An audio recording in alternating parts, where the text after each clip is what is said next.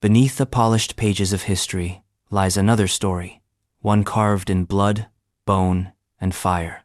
These are not the tales your textbooks dared to tell. Empires rose on rivers of suffering, kings crowned themselves in cruelty, and civilizations worshipped with the screams of the dying. From the skin-flaying kings of Assyria to the death pits of Persia, humanity's past is darker, stranger, and far more disturbing than you've ever imagined. Tonight, we open the vault.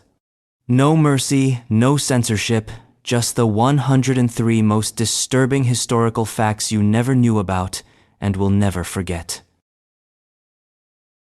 Before we dive headfirst into this pit of history's darkest corners, make sure you hit that subscribe button because trust me, what's coming next will make you want to stick around.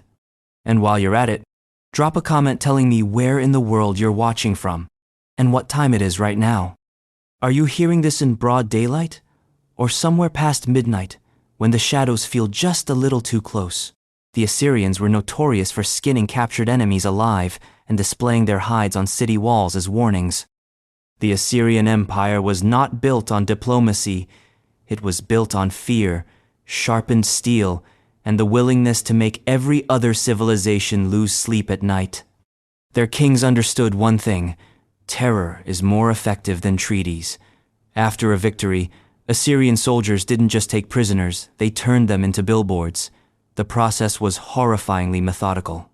The enemy would be bound, stripped, and then, with knives honed to an almost ceremonial sharpness, their skin would be peeled away while they were still alive. The flayed hides weren't discarded, they were trophies. These gruesome sheets of human leather were nailed to the gates of conquered cities or draped over walls, each one a silent, screaming reminder: resist us, and you will become decoration. To the Assyrians, this was statecraft. Flaying wasn't random sadism, it was policy. Their chronicles bragged about it in stone inscriptions, so future generations would know their enemies not just fell, but suffered. Imagine walking into your city and seeing your neighbor's face, not the person, just the face hanging from a wall. It's no wonder entire cities surrendered at the first sight of an Assyrian army. The empire's borders expanded not just through military skill, but through this calculated psychological warfare. And the worst part? It worked for centuries. But if you think that was as bad as ancient punishments got, you're about to learn that Rome took cruelty and turned it into prime-time entertainment. Crucifixion wasn't just an execution, it was a show. Ancient Rome crucified not only criminals, but also slaves, rebels, and sometimes innocent people as a public spectacle. In Rome, death wasn't just the end of life, it was a performance. Crucifixion was the empire's signature act, a slow-motion killing designed to be as humiliating as it was agonizing. The condemned were stripped naked, flogged until their skin hung in ribbons, and then marched through the streets carrying the very instrument that would kill them. Crowds lined the roads, jeering and throwing whatever they could find. When they reached the execution site, often on a hill visible to the city, the victim was nailed or tied to a wooden cross. And here's the genius of Roman cruelty: death didn't come quickly. Crucifixion could take hours, sometimes days, as the body slowly gave up under the combined torture of blood loss, exposure, and the desperate struggle to breathe. Every breath meant pushing up against nails driven through the feet or wrists. Eventually, exhaustion won. But this wasn't reserved for hardened criminals. Rome crucified rebels, runaway slaves, and anyone they wanted to make an example of. Even the innocent could find themselves nailed up if it served a political purpose. The act was as much about display as it was about punishment, a billboard of suffering for all to see. The Romans knew that fear could keep a city quiet better than any garrison. Yet as cruel as crucifixion was, other cultures didn't even wait for adulthood to decide your fate. In Sparta, your life could be judged before you even took your first steps sometimes, before you'd even had your first meal. In Sparta, newborns deemed weak or deformed were often thrown into a chasm known as the apothete. Sparta's idea of childcare was selective. The city-state was obsessed with strength and perfection, seeing every citizen as a potential soldier in its war machine. From birth, infants weren't celebrated. They were inspected. Elders would scrutinize the newborn's body. Was it strong? Was it symmetrical? Did it cry with vigor? Any sign of weakness, deformity, or even perceived imperfection marked the child as unfit for Spartan life. And what happened to the unfit? They were carried to a cliffside gorge called the Apothete, a jagged scar in the earth where the unwanted were thrown. This wasn't done in secret, it was part of the system. The logic was brutal but simple. Better to dispose of the weak early than risk them becoming a burden later. Survival of the fittest wasn't a theory in Sparta. It was law. For those who survived, the rest of life wasn't exactly comfortable. Boys were taken from their families at age 7 to enter the Agoge, a grueling military training program that prepared them for war from dawn to dusk.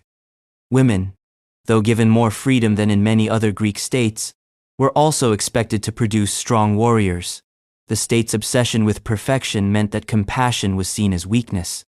If this sounds cold, you haven't heard about the Carthaginians who didn't wait for a sign of weakness to kill children. They did it for the gods, and they did it in fire.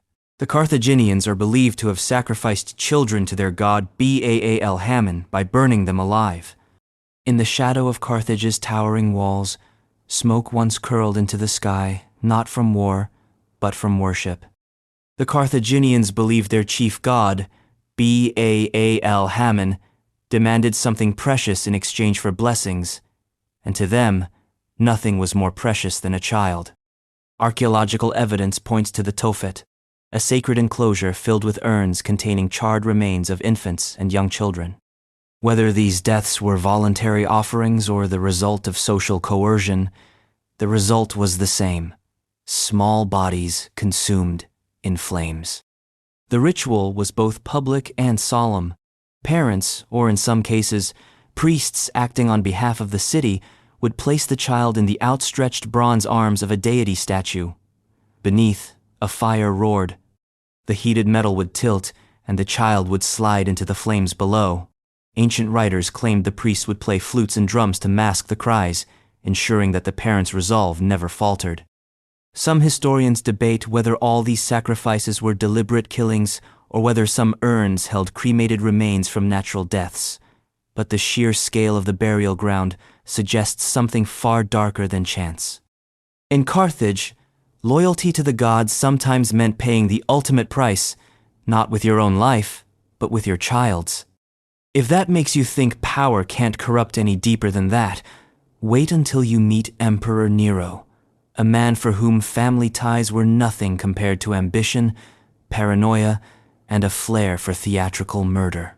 Emperor Nero is said to have executed his own mother, Agrippina, after multiple failed assassination attempts. Nero wasn't the first Roman emperor to distrust his relatives, but he might be the most creative in eliminating them. His mother, Agrippina the Younger, had paved the way for his rise to the throne. She was politically savvy, ruthless, and according to some sources just as power-hungry as her son. But once Nero wore the imperial purple, her influence became a threat. And in Rome, threats were dealt with permanently. The first attempt was almost slapstick in its absurdity. Nero invited Agrippina to a banquet and arranged for her to return home in a specially designed boat that would collapse mid-voyage. When the trap was sprung, the ship broke apart, but Agrippina, a strong swimmer, made it to shore. Undeterred, Nero switched to more direct methods.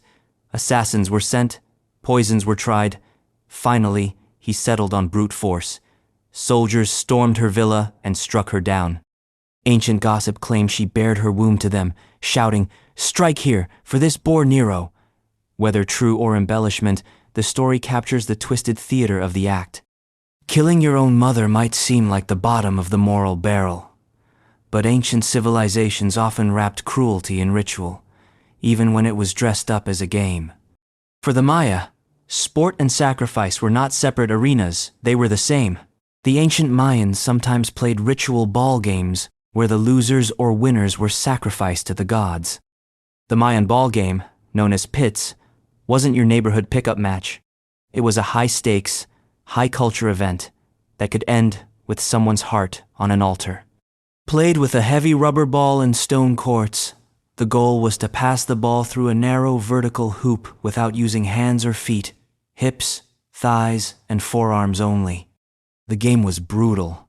A ball could break ribs on impact. But for the Maya, it wasn't just sport. Courts were often built near temples, and the matches could be part of elaborate religious ceremonies. The unsettling twist? In certain ritual contexts, the losing team, or in some versions, the winning one, was sacrificed to the gods. Scholars still debate which version was more common, but either way, the outcome was deadly. Victims might be decapitated, their blood offered to nourish the gods and keep cosmic order intact. Carvings depict headless players with serpents or plants sprouting from their necks, symbolizing regeneration through death. The game became a living metaphor for the eternal battle between life and death, order and chaos. To a Mayan spectator, the sight of players fighting for control of the ball was more than sport. It was a glimpse into the cosmic struggle itself. And for the players, the stakes were clear. Victory meant glory. But defeat or even triumph in the wrong context meant becoming the next offering. Yet not all ancient punishments required ceremony. In Egypt, greed and betrayal could earn you a death so grim it made the gods' games look merciful. In ancient Egypt, tomb workers who tried to steal from royal graves were executed in horrifying ways, including impalement. To the ancient Egyptians, tombs were not just resting places, they were sacred vaults of eternity. Pharaohs poured immense wealth into their burial sites, filling them with treasures meant to accompany them into the afterlife. Gold, jewelry, ornate statues, rare oils enough to tempt even the most loyal worker, and some did give in to temptation. But stealing from a pharaoh's tomb was more than theft. It was blasphemy. The Egyptians believed robbing the dead disrupted the eternal journey of the soul, and for that, there was no forgiveness, only death. Impalement was a favored punishment, a sentence both physically excruciating and publicly shaming. The condemned would be forced onto a sharpened stake driven through the body, sometimes left upright so passers-by could see the slow agony unfold. Death could take hours. Other methods were equally gruesome. Inscriptions record thieves being burned alive, mutilated, or buried alive alongside the tomb they desecrated. Such executions weren't just about vengeance, they were warnings to anyone else tempted by the treasures of the dead. It was an iron law. The afterlife was for the pharaoh, not for you. But Egypt was far from the only place where mass killing was a matter of policy. In the frozen north, Viking berserkers made cruelty their calling card, and when they came for a village, they didn't leave survivors to tell the tale, they left ghosts.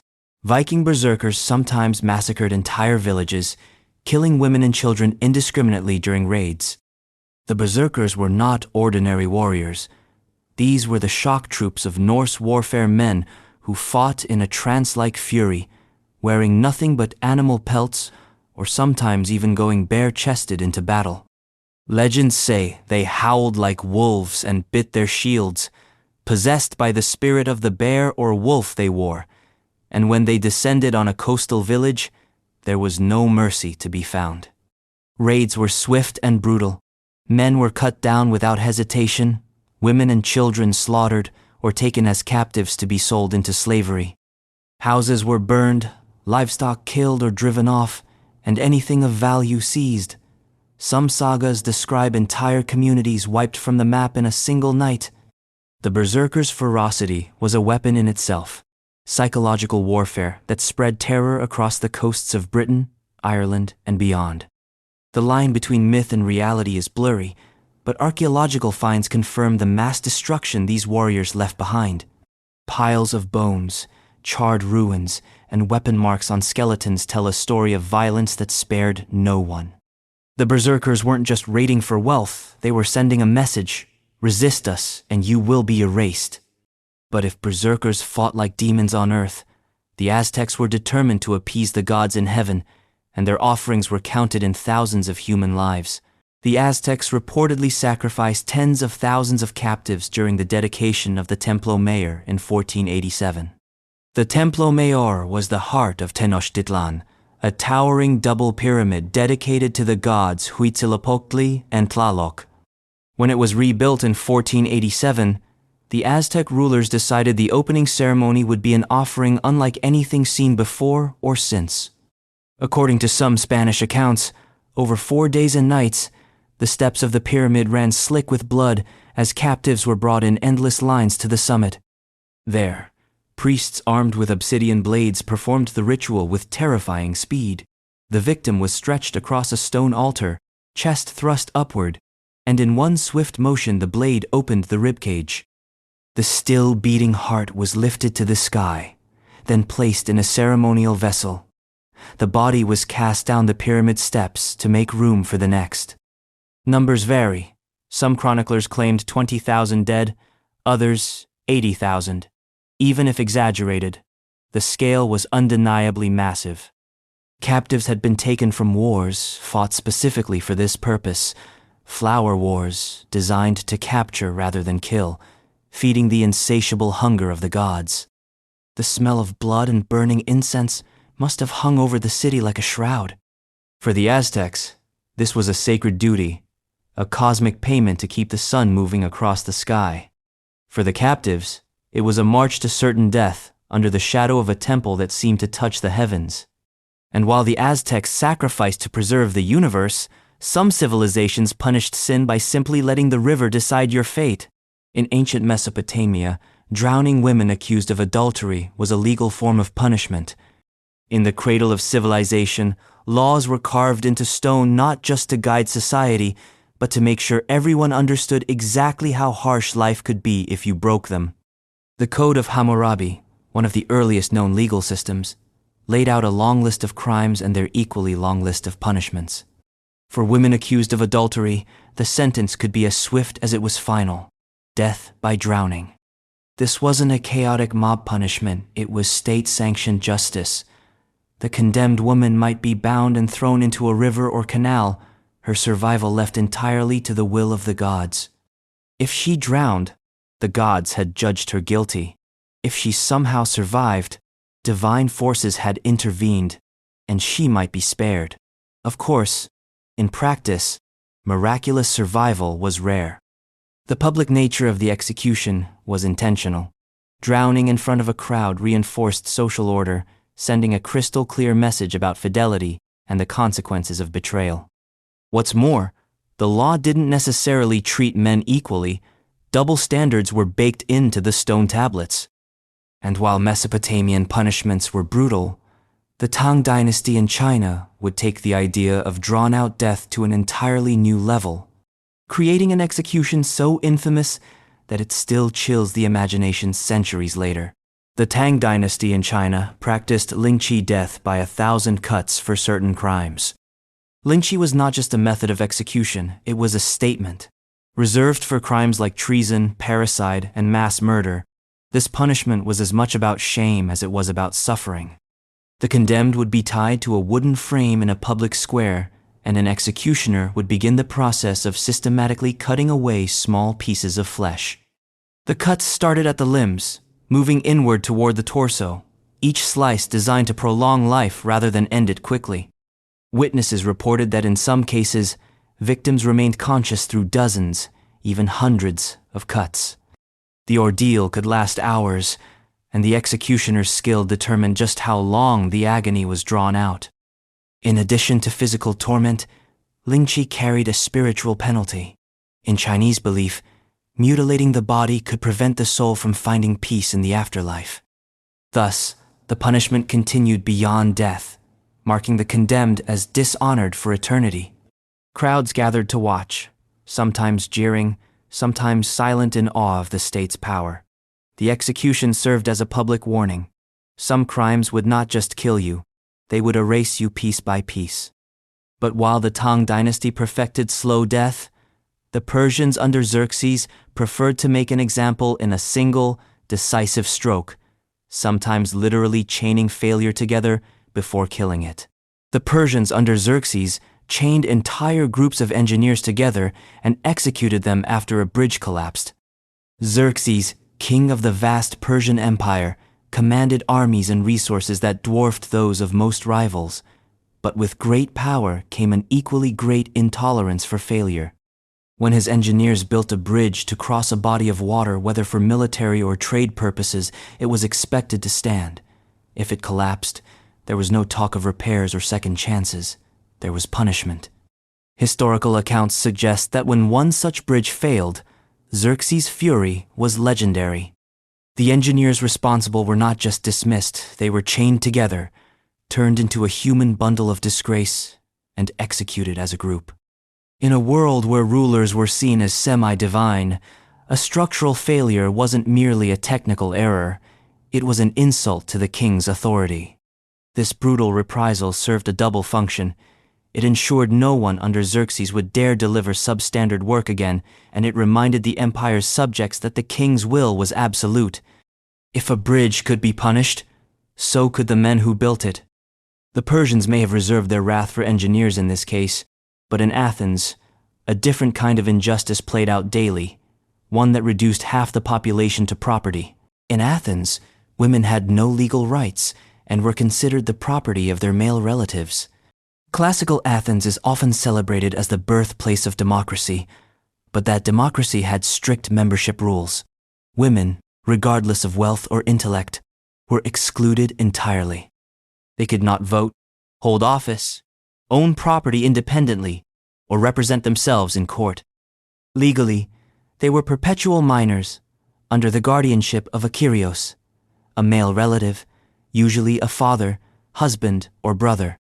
Athenian society saw women's primary function as managing the household and producing legitimate heirs. Public life was the realm of men. Women's lives were meant to be lived in seclusion behind the walls of the home. Venturing into the marketplace or attending certain festivals might be possible for some, but their visibility was limited and always under male supervision. Marriage was less a partnership and more a transaction. A woman's hand was given in marriage by her guardian, often without her input, and her dowry became a tool to secure the alliance. Even after marriage, she remained legally tied to her kyrios. Her husband did not replace this role, but effectively merged it with ownership. In court, a woman's testimony was invalid unless presented by a male guardian. Crimes against her body were framed as crimes against the man who owned her. Freedom was not a concept Athenian women could claim. They lived in the shadow of male citizenship. And yet, while Athenian women were denied rights, Rome forced some of its captives to fight for their lives in the blood-soaked sand of the Colosseum. Not against men, but against beasts. Gladiatorial combat in Rome often forced slaves to fight wild animals to the death for entertainment. The Roman appetite for spectacle was insatiable, and the Colosseum was its grand stage.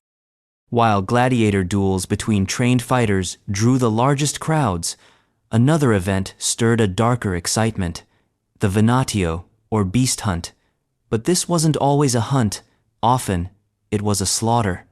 Slaves, prisoners of war, and condemned criminals were sometimes thrown into the arena, armed with nothing more than a spear, a dagger, or even their bare hands. Against them stood lions, leopards, bears, or even elephants. The outcome was rarely in doubt.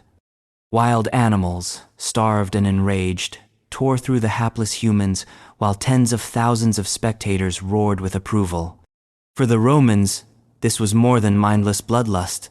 The spectacle symbolized Rome's mastery over nature and its enemies.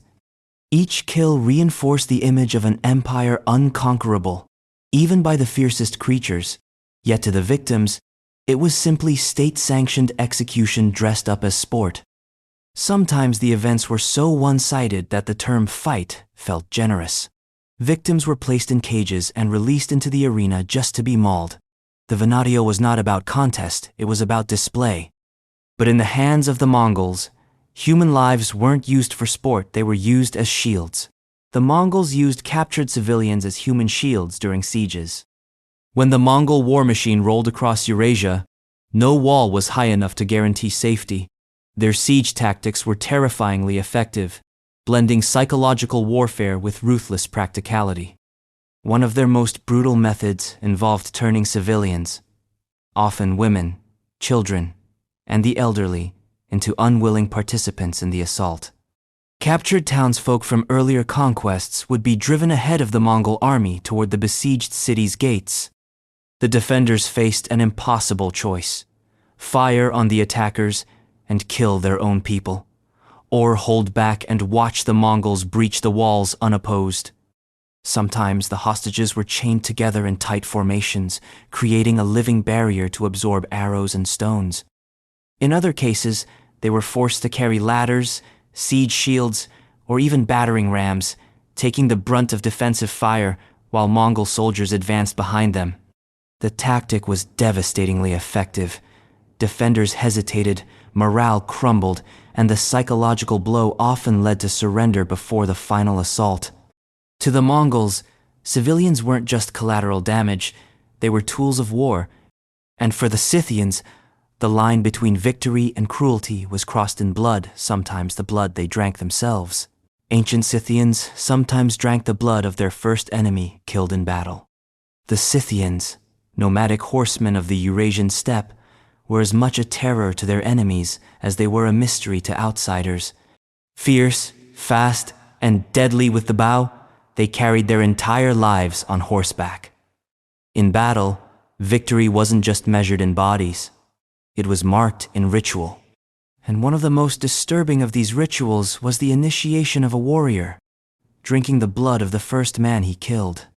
According to ancient accounts, this was a way of sealing the warrior's place among the tribe's fighters. The blood was taken fresh from the wound, sometimes drunk straight from the neck of the fallen, other times caught in a cup or the hollowed-out horn of an animal. It was not done out of hunger or madness, but as a declaration: I have taken life, and I am ready to take more. This grisly rite was as much psychological warfare as it was tradition. For enemies who survived the Scythian onslaught, the thought of their killers drinking human blood added a layer of horror that outlasted the battle. For the Scythians themselves, it was a binding oath to the life of the warrior. But where the Scythians shed blood to initiate warriors, Julius Caesar shed it to shape empires, and he did it on a scale so vast it's hard to comprehend. Julius Caesar ordered the massacre of 430,000 Gauls during the Gallic Wars. The Gallic Wars, waged from 58 to 50 BCE, were Caesar's ticket to power, and they came at a staggering cost in human life. While much of the fighting was traditional battlefield warfare, one campaign against the Gallic tribe of the Usipetes and Tencteri stands out for its sheer brutality.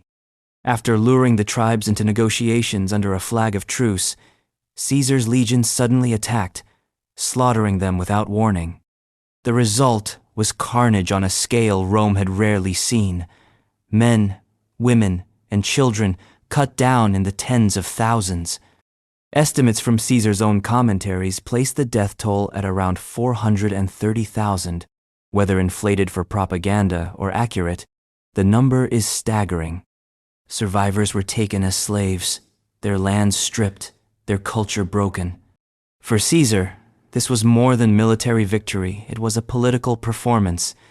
Back in Rome, tales of his ruthless efficiency built his reputation as a man who could not only defeat enemies but erase them entirely.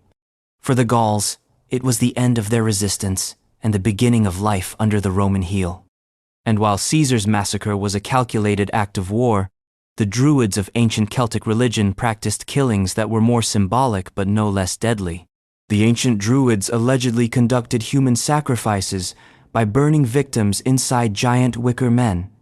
The image of the Wicker Man is one of the most haunting in Celtic lore, a massive human-shaped effigy woven from branches, towering above the gathered crowd.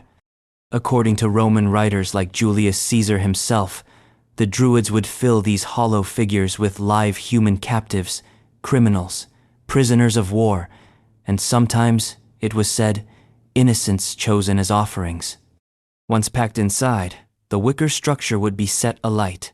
Flames roared upward, and the cries of the dying were muffled by the crackle of burning wood.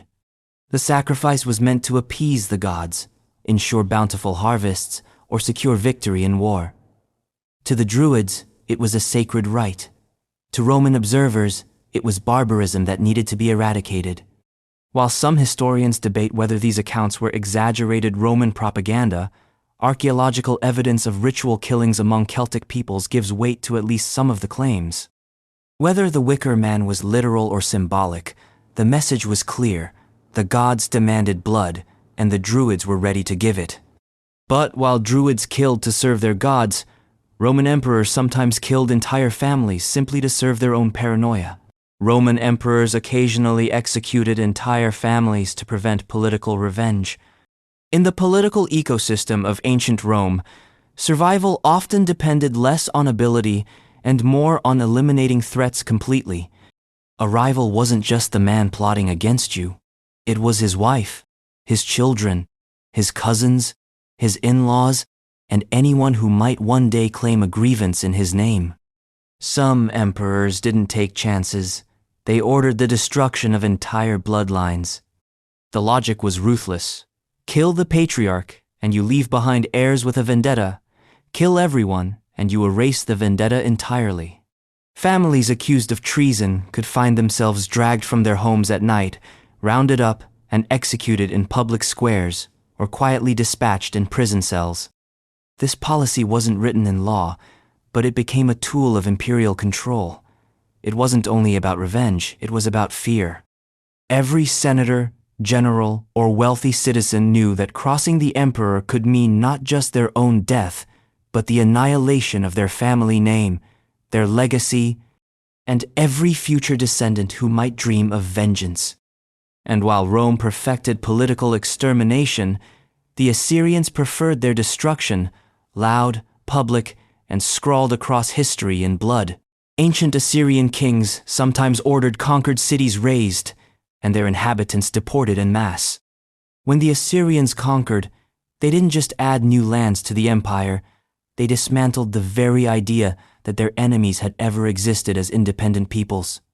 Cities were torn down stone by stone, their temples burned, their walls pulled apart until nothing remained but dust and echoes.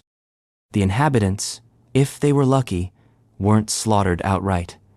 Instead, they were bound in chains and marched hundreds of miles to distant corners of the empire. Entire populations were uprooted, their languages, customs, and identities scattered until they dissolved into the Assyrian system. This policy of mass deportation served two purposes.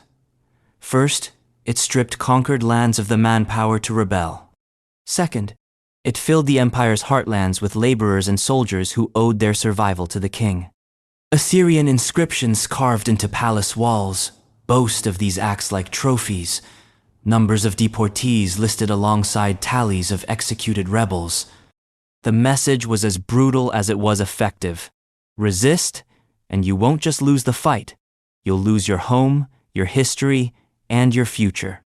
And yet, while the Assyrians used cities to display their dominance, Rome had its own arena where defiance was met with pain and death. The Gladiator Pit. Gladiators who refused to fight could be whipped, burned, or stabbed to death in the arena. The life of a gladiator was already one of blood and brutality, but for those who refused to fight, the punishment was immediate and public. Refusal wasn't just cowardice, it was an insult to the crowd, the games, and the emperor himself.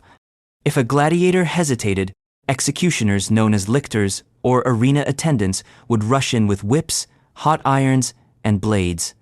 The punishment could be as theatrical as the fight itself. Some were set on fire in the arena, their screams drowned out by the roar of the audience. Others were stabbed repeatedly until they collapsed in the sand, their deaths serving as a grim example to the rest. The spectacle was carefully designed. The audience got a show no matter what, whether in the form of a duel or a punishment. And for the owners of the gladiators, such cruelty reinforced discipline. No one in the barracks could mistake the message: you fight or you die in a way far worse than fighting.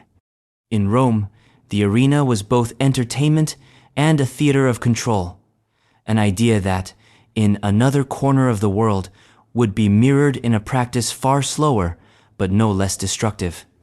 The binding of women's feet in China. The practice of foot binding in China caused lifelong disability for millions of women, starting in the 10th century and earlier. Foot binding was not merely a beauty standard, it was a lifelong sentence handed down at the earliest years of a girl's life. Beginning as young as 4 or 5, the toes would be curled under the sole of the foot and bound tightly with cloth strips. Over time, the arch was deliberately broken and the foot reshaped into a narrow, 3-inch form known as the golden lotus. The smaller the foot, the higher the status. The process was excruciating. Bones snapped, skin tore, and infections were common. Mothers often administered the binding themselves, knowing it would secure their daughters a place in marriage markets where unbound feet were seen as disgraceful. The pain never truly ended. Bound feet made walking slow and unstable, and women spent much of their lives in pain or dependent on others for mobility. Yet, in the eyes of the upper classes, this fragility was part of the allure. A bound foot was both a status symbol and a physical cage, ensuring that women remained dependent on their husbands and confined to the domestic sphere. It was a cruelty disguised as elegance, endured for centuries before the practice was finally outlawed in the early 20th century. But while Chinese women endured this silent agony, in ancient Greece, another group bore the marks of ownership in a far more visible and scorching way. In ancient Greece, slaves could be branded with hot irons to mark them as property. In the bustling markets and workshops of ancient Greece, slavery was an accepted, everyday fact of life. Slaves came from conquered lands, debt bondage, or were born into servitude, and their legal status was that of living property. To make that ownership inescapable, some masters resorted to branding, searing the flesh with hot iron to leave a permanent mark of possession. The location of the brand varied: on the forehead for maximum humiliation, on the hands for visibility during labor, or on the shoulders and arms. The symbol might be the owner's initials, a simple geometric shape, or a phrase indicating the slave's status. There was no mistaking its message: this body belongs to someone else. Branding was not only a physical wound, but a psychological one. Even if a slave were freed later, the scar remained, a constant reminder of their past bondage and a public declaration of their former servitude. It was a cruelty that made the chains of slavery impossible to hide. Yet branding was only one form of marking ownership. In Egypt, entire lives were taken to serve rulers beyond death itself. Egyptian pharaohs sometimes buried servants alive with them to serve in the afterlife. For the ancient Egyptians, death was not an end but a continuation, a journey into the afterlife where one's status and needs persisted. Pharaohs, in particular, believed they would require the same attendants, servants, and workers in the next world as they did in life. And so, in some royal burials, those servants were sent ahead to prepare the way by being buried alive. These killings were often ritualized. Servants might be given food, drink, and symbolic objects before being sealed inside the tomb. In some cases, they were drugged or strangled. In others, they were entombed fully conscious, left to suffocate in darkness. The act was framed as an honor, a reward for loyalty, but the reality was inescapable. Their lives were taken to sustain the comfort of another beyond the grave. Archaeological evidence from early dynastic Egypt shows graves with multiple skeletons arranged alongside a ruler, suggesting these were not coincidental deaths. Over time, the practice was replaced with symbolic substitutes like servant statues, shabti, but for a period in Egypt's history, the afterlife was staffed with the unwilling dead. And while the Egyptians secured their eternity with blood, the Romans sought to annihilate their enemies so completely that even the earth itself would reject them. The Roman army salted the fields of Carthage after destroying the city so nothing could grow there again. When Rome finally defeated Carthage in the Third Punic War, 149-146 BCE, it wasn't enough to simply win. The Senate wanted to ensure Carthage could never again rise to threaten them. After a brutal 3-year siege, the city was stormed and burned. Survivors, what few there were sold into slavery. But Rome's vengeance didn't stop with the people. The land itself was to be punished. According to some historical accounts, Roman soldiers scattered salt across Carthage's fields, a symbolic and practical act meant to make the soil barren. Whether the salting was done extensively or mostly ceremonially, the message was unmistakable. This place is dead, and it will stay dead. It was psychological warfare on a geological scale. By destroying the land, Rome ensured that even generations later, the memory of Carthage's power would be nothing but ruins and dust. It was the final, permanent erasure of a rival empire. And while Rome destroyed cities, the Huns carried their vengeance in drinking vessels made from the skulls of their enemies. The Huns decapitated enemies and used their skulls as drinking cups. The Huns, nomadic horsemen who terrorized Europe in the 4th and 5th century CE, were masters of fear. They struck swiftly, without warning, and left behind not just corpses, but trophies. After battle, some Hunnic warriors reportedly severed the heads of fallen enemies and carefully prepared the skulls, removing flesh and polishing the bone until it gleamed. These skulls became drinking vessels, often lined with metal for durability. Whether used in solemn rituals or as everyday cups for feasts, the symbolism was clear. Every drink was a reminder of victory, every toast an insult to the dead. To be killed by the Huns was bad enough, but to have your skull become part of their tableware was humiliation beyond the grave. The practice also served as intimidation. Enemies knew that if captured, death would not be the end of their degradation. The Huns didn't just conquer, they consumed the memory of those they destroyed. But in the Andes, another empire found a different use for death, transforming children into sacred offerings atop the mountains. The Inca Empire practiced capatzocha, sacrificing children on mountaintops to appease gods. For the Incas, the world was a delicate balance between humanity and the gods. When disaster loomed, drought, famine, or political upheaval, this balance had to be restored through offerings. One of the most solemn and sacred of these offerings was capacocha. Chosen children, often of exceptional beauty and health, were taken from their families, sometimes from distant provinces, as a way of uniting the empire in shared sacrifice. The journey to the sacrificial site could last months, winding through valleys and up into the thin air of the high Andes. At the summit, in the presence of priests and dignitaries, the child would be given chicha, a fermented drink, or coca leaves to ease their fear and pain. Death came through strangulation, a blow to the head, or simply succumbing to the cold after being left in a prepared burial chamber. To the Incas, these children were not victims. They were ambassadors to the gods, carrying prayers for prosperity and stability. Archaeologists have found mummified remains so well preserved in the freezing mountain air that their serene faces still seem to sleep. Yet the peace of their expressions hides the brutal truth. They were chosen not for life, but for death. And in Sparta, another form of death was used not to appease the gods, but to harden boys into killers. The Spartan Agog training forced boys to kill helots as a test of skill and loyalty.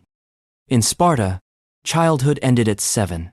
Boys were taken from their families and placed into the Agog, a brutal state-run training system designed to produce warriors without weakness, compassion, or hesitation. They learned to endure pain, hunger, cold, and humiliation. But one of the most chilling rites of passage came later: the sanctioned killing of helots. Helots were the subjugated population of Sparta, bound to the land and forced to farm so that Spartans could focus entirely on war. They outnumbered their masters several times over, and their existence was a constant threat to Spartan dominance. To keep them in fear and to give young warriors their first taste of blood, the Spartans held an annual ritual known as the Cryptia. During this period, select young men were sent into the countryside with orders to kill any helot they encountered, especially those deemed strong or rebellious. The killings were done stealthily, often at night, and without warning. It was a deadly game of hunting human beings, justified as state security, but functioning just as much as a psychological conditioning tool. In this way, Spartans didn't just learn how to fight, they learned how to kill without conscience. And for their political enemies, ancient Persians found a different way to break a rival's spirit by blinding them. Ancient Persians blinded their political rivals to prevent them from ruling. In the Persian Empire, losing a political struggle could mean losing more than your position. You could lose your eyes. Blinding was a favored punishment for dethroned kings, rebellious satraps, and other powerful figures. It was not only a physical maiming but a calculated political act. In many ancient cultures, physical wholeness was seen as a prerequisite for kingship. The methods varied. Sometimes red-hot metal rods were pressed against the eyes. Other times, sharp instruments were used to pierce and destroy them. In some accounts, blinding was performed in public, transforming the rival's humiliation into a spectacle. The effect was permanent exile from power. A blinded man could no longer command armies, read documents, or move freely without aid. More importantly, he could never again wear the crown, no matter how strong his claim. By leaving him alive, the Persians avoided making a martyr, yet ensured he was no longer a threat. If the Persians relied on political mutilation, the Assyrians preferred their punishments displayed as mountains of proof, literally. Assyrian kings sometimes piled enemy heads into pyramids outside city gates.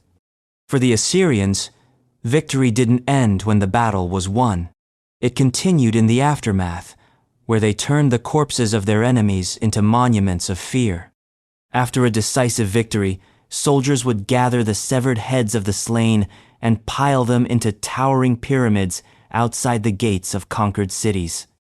These grisly structures were not haphazard heaps.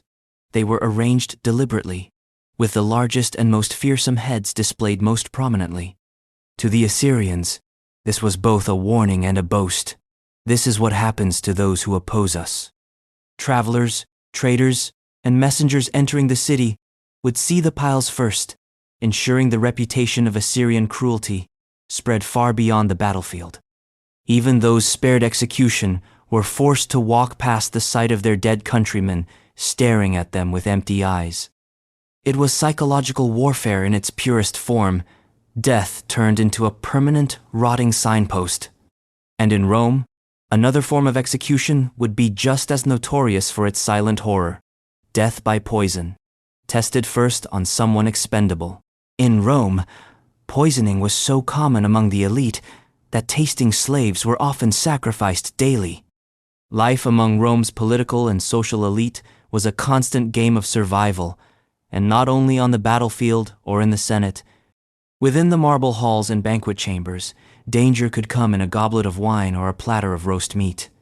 Poisoning was an art form in Rome, sometimes a weapon of subtle assassination, other times an open threat to keep rivals in check. To protect themselves, the wealthy employed praegustatores, tasting slaves whose sole purpose was to sample food and drink before their masters. If the taster survived, the meal continued.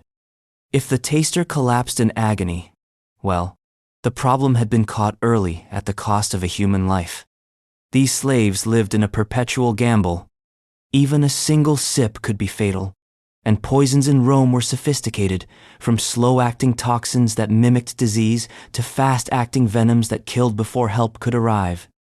The role was not voluntary, and most tasters were replaced frequently, not because they quit, but because they died. In a society obsessed with power and status, the praegustator was a disposable human shield against treachery. And while Rome used poison testers, Egypt offered up entire animals in the name of religious devotion, whether the gods wanted them or not. Ancient Egyptian priests mummified sacred animals in mass graves, sometimes killing them purely for ritual purposes. The ancient Egyptians revered certain animals as living embodiments of the gods: cats for Bastet, ibises for Thoth, crocodiles for Sobek, and more. Temples dedicated to these deities maintained large populations of their sacred animals, feeding them, grooming them, and displaying them as divine symbols. But reverence did not always mean protection.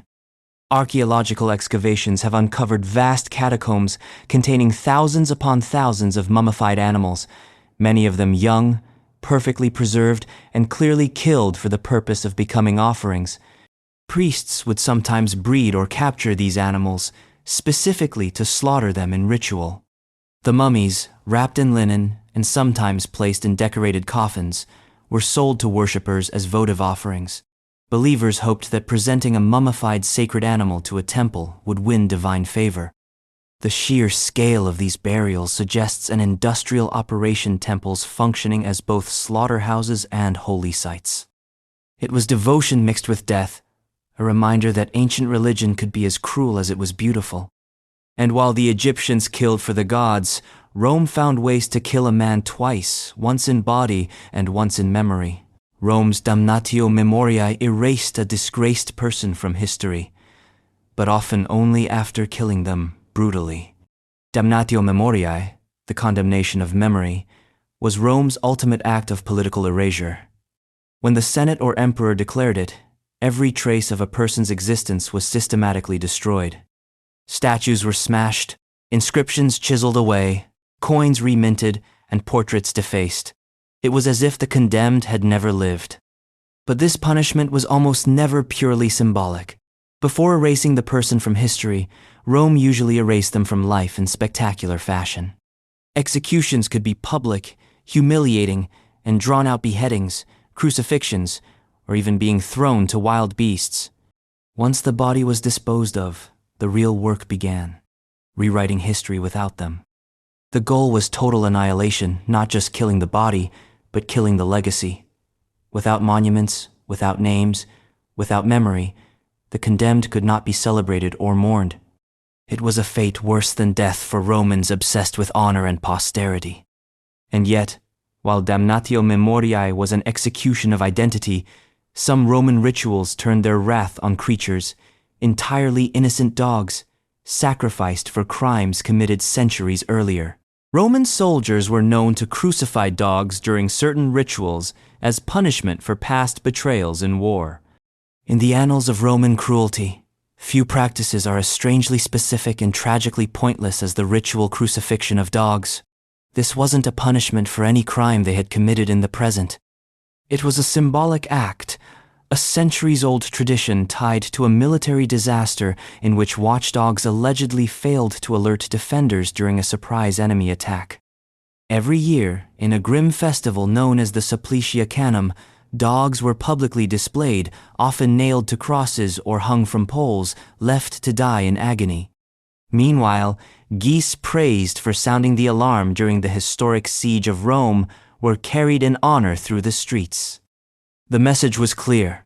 Rome remembered loyalty and betrayal, even across species, and it had a long memory for vengeance. The sight of dying animals, set alongside the celebration of others, was part of Rome's peculiar blend of superstition, symbolism, and spectacle. In their worldview, the punishment was less about justice and more about maintaining cosmic order through ritual.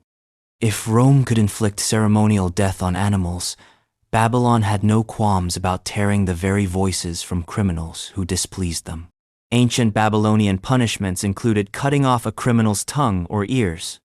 Babylon's laws were famously strict, and the punishments were crafted to fit the crime, often with brutal literalness. Theft might cost you a hand. Slander or speaking against authority could cost you your tongue. Those who failed to listen to the law could lose their ears. Mutilation was not only physical retribution, it was a lifelong brand of shame. In a society where public reputation mattered as much as survival, these visible injuries marked a person forever as a lawbreaker. There was no hiding it, no erasing it. Even after the wound healed, the punishment continued every time someone's eyes lingered on the missing part. These acts also served as living deterrents. Citizens could see, in the marketplace or at the city gates, the walking reminders of what awaited those who crossed the law. Justice in Babylon was not about rehabilitation. It was about removing the possibility of repeated offense, both physically and socially. And while Babylon mutilated wrongdoers to make a point, Rome turned its cruelty into a daily industry inside the gladiator schools. Gladiator schools treated fighters worse than livestock, chaining them in dark, filthy cells. The glamorous image of the gladiator in gleaming armor was only half the story. Behind the scenes, the Ludi Gladiatorii gladiator training schools were grim, stinking prisons. Most gladiators were slaves, prisoners of war, or condemned criminals, stripped of freedom and dignity before ever stepping into the arena. Their quarters were cramped and lightless, often little more than underground cells with straw for bedding.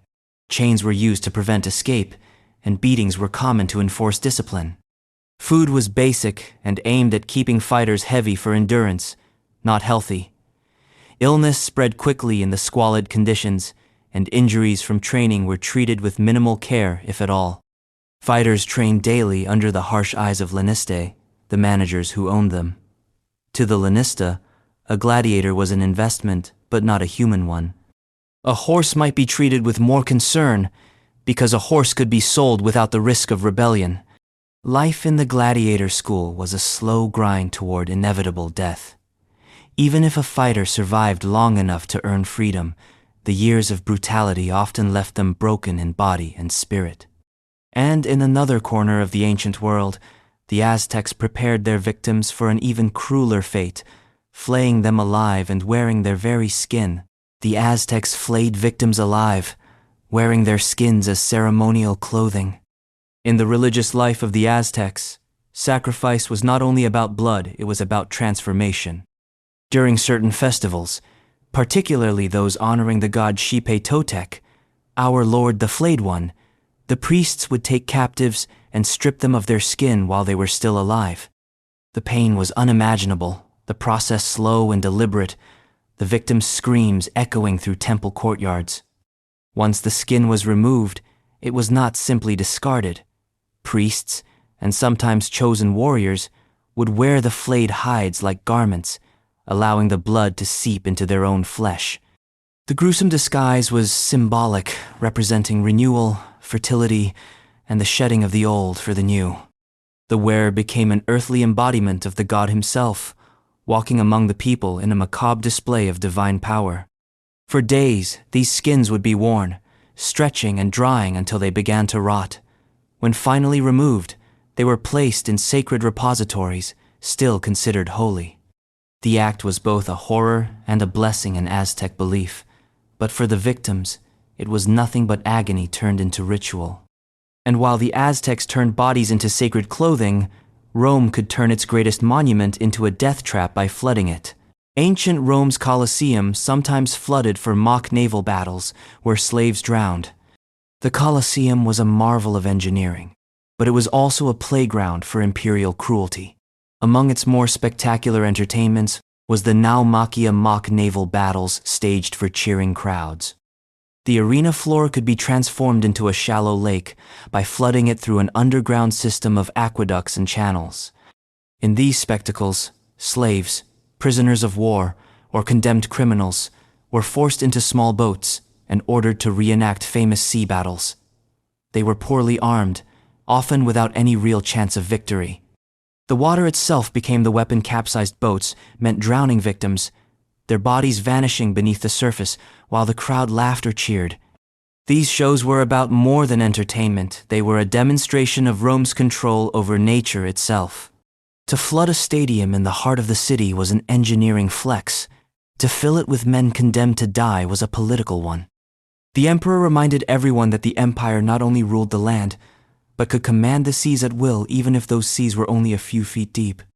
But while Rome staged watery deaths for sport, the Vikings devised a punishment so brutal it's still whispered about today: the blood eagle. Vikings sometimes executed traitors with the blood eagle, slicing open the back and pulling out the lungs.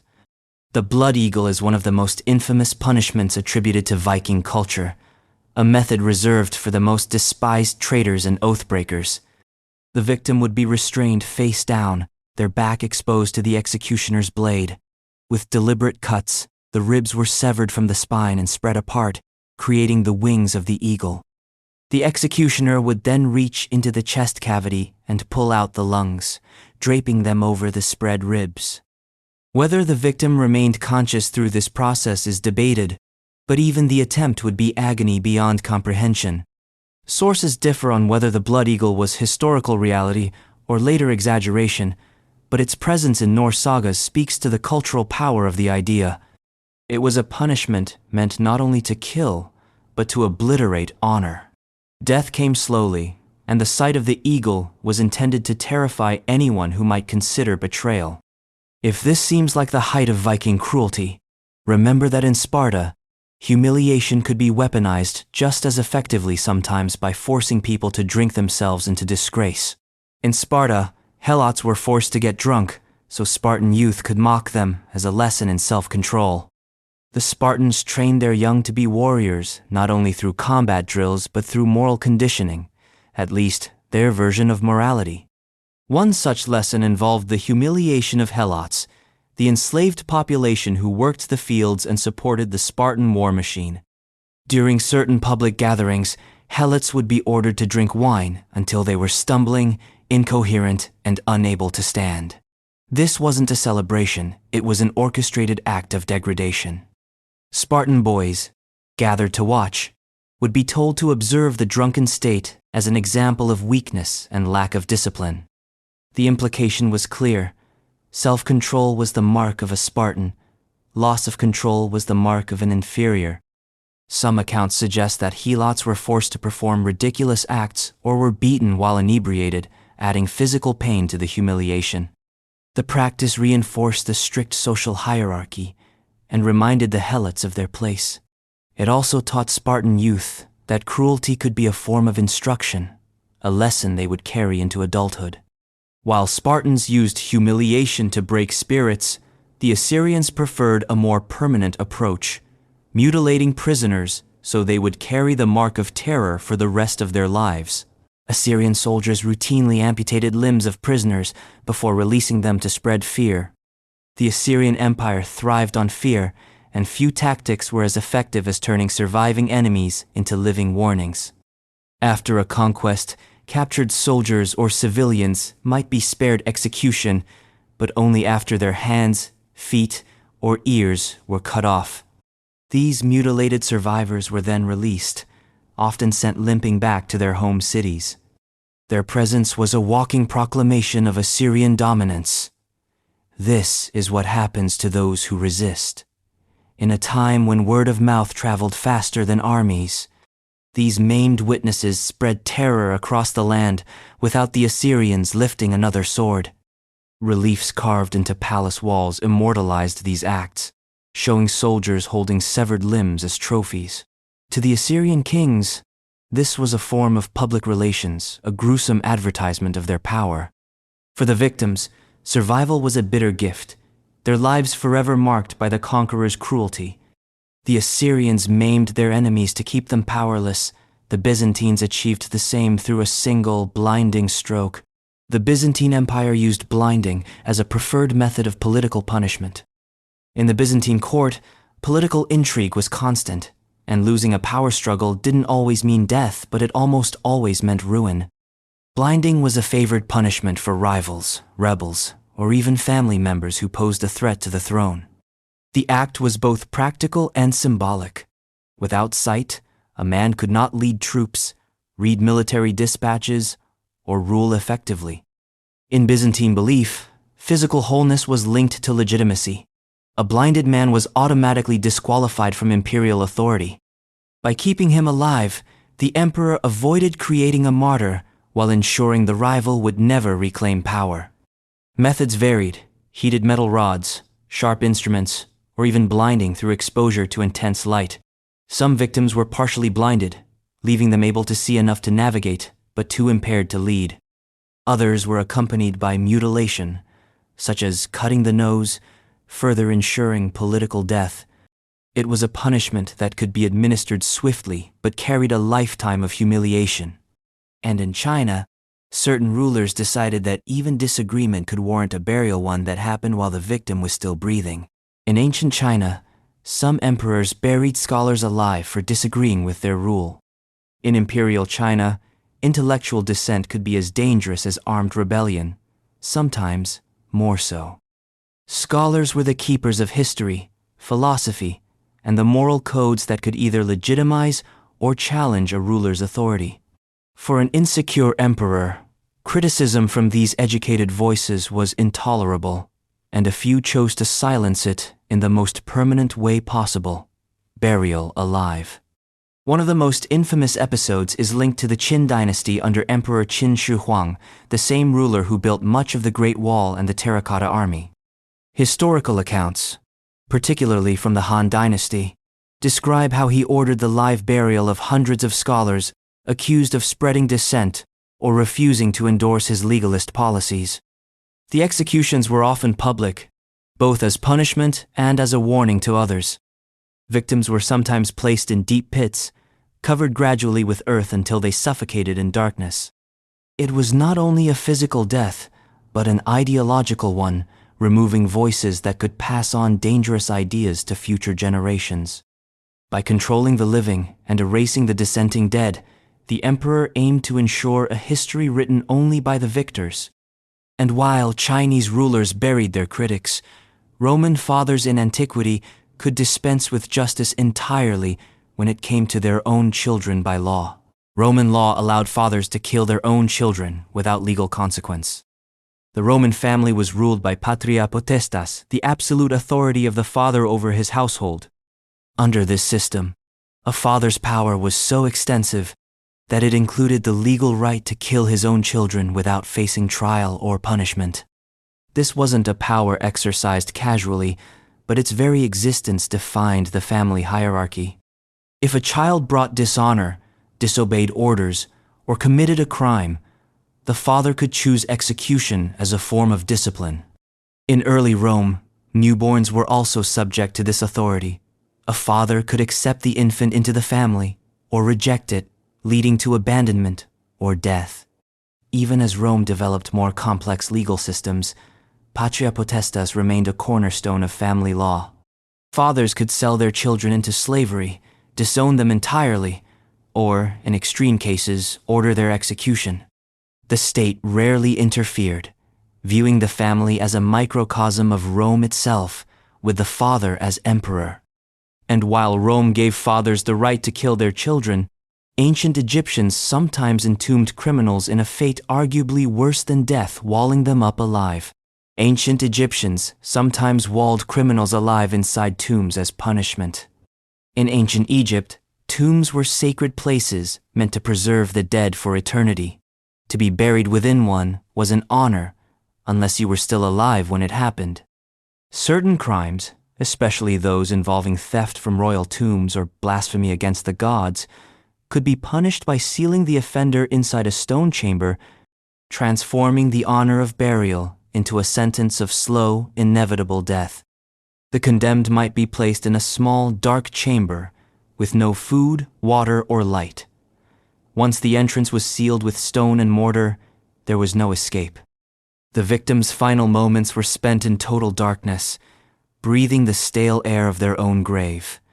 This punishment carried a symbolic weight. It was not just the body being entombed, but the soul being trapped, denied the proper rites needed to pass into the afterlife. To the Egyptians, this was a spiritual annihilation as much as a physical one. It was an execution designed to strip the condemned of any hope, something the Romans would also do to unwilling fighters in the arena, even when their weapons were toys. Gladiators were occasionally forced to fight each other with wooden swords until exhaustion, then killed anyway. The Roman arena was a place where cruelty often wore the mask of entertainment, and few spectacles embodied this better than mock fights between gladiators armed with wooden swords. On the surface, it might have seemed a safer contest after all. These training weapons lacked sharp edges, but in reality, these matches were a prolonged form of torture. Gladiators, often slaves or condemned criminals, would be pitted against one another in grueling bouts that could last for hours.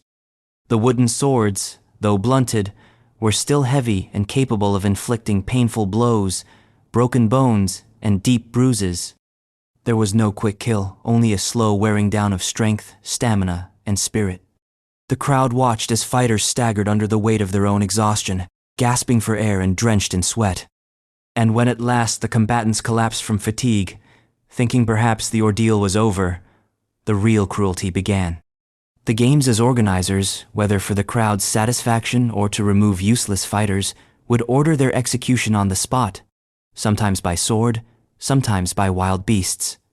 It was a grim reminder to all who entered the arena. There was no winning, only different ways of dying. And in Japan, Public executions were no less brutal, sometimes taking place in a vat of boiling liquid. In ancient Japan, criminals could be boiled alive in public as a warning.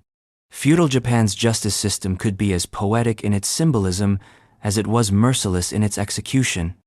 One of the most feared punishments was boiling alive, a sentence reserved for serious crimes such as treason, arson, or the murder of one's lord. The condemned would be bound and lowered into a large cauldron or iron pot filled with water, oil, or sometimes even molten metal. If the executioner wished to prolong the agony, the liquid might start warm and be gradually heated, forcing the victim to suffer as the temperature climbed. In other cases, the criminal would be dropped directly into a pot already at a rolling boil, death coming in screams and steam. These executions were public affairs, staged in marketplaces or castle courtyards. The goal was deterrence. Spectators would see firsthand the fate awaiting those who broke the law. It was theater and justice intertwined, a message scalded into the collective memory of the people. Yet, while Japan burned its criminals, some Greek city-states dealt with disease by abandoning the sick entirely, leaving them to die beyond the safety of their walls. Some Greek city-states abandoned plague victims outside the city walls to die. In the ancient world, disease was as feared as any army, and without modern medicine, plagues could wipe out entire populations. In certain Greek city-states, when an outbreak struck, the response was not compassion but containment at any cost. Those afflicted were often forced out of the city, left to survive or perish in the countryside. This wasn't simply a case of quarantine. In many instances, the sick were abandoned with little to no food, water, or shelter.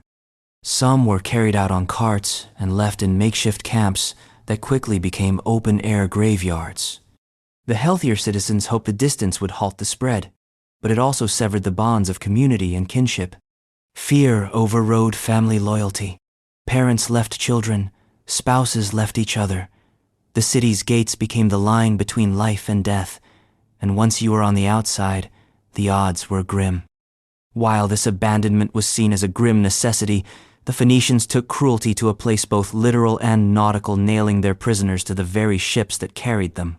Phoenicians supposedly nailed prisoners to the sides of their ships to die during long voyages. The Phoenicians were master sailors, controlling trade routes across the Mediterranean with unmatched skill, but according to some ancient accounts, their seamanship carried a darker edge.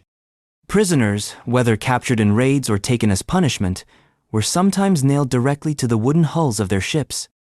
The act served a dual purpose: to terrorize enemies and to punish captives with slow public death.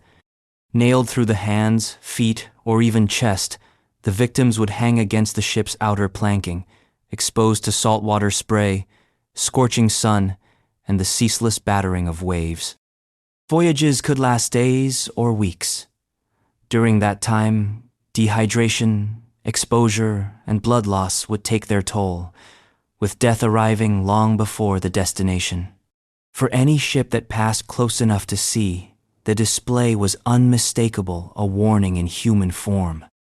This was cruelty designed to travel, turning the open sea into a stage for fear. And in the deserts of Egypt, another form of execution came with no stage at all, just the slow agony of thirst in the most inhospitable mines. Ancient Egyptian miners, often slaves, were sent into desert mines with no water until they collapsed. Egypt's wealth was built not only on fertile fields and river trade, but also on the minerals and precious stones pulled from the earth. Gold, turquoise, copper. These resources fueled both the economy and the grandeur of the pharaohs. But for the miners, often slaves or prisoners, it was a death sentence in disguise. Many mines lay deep in the desert, days from reliable water sources.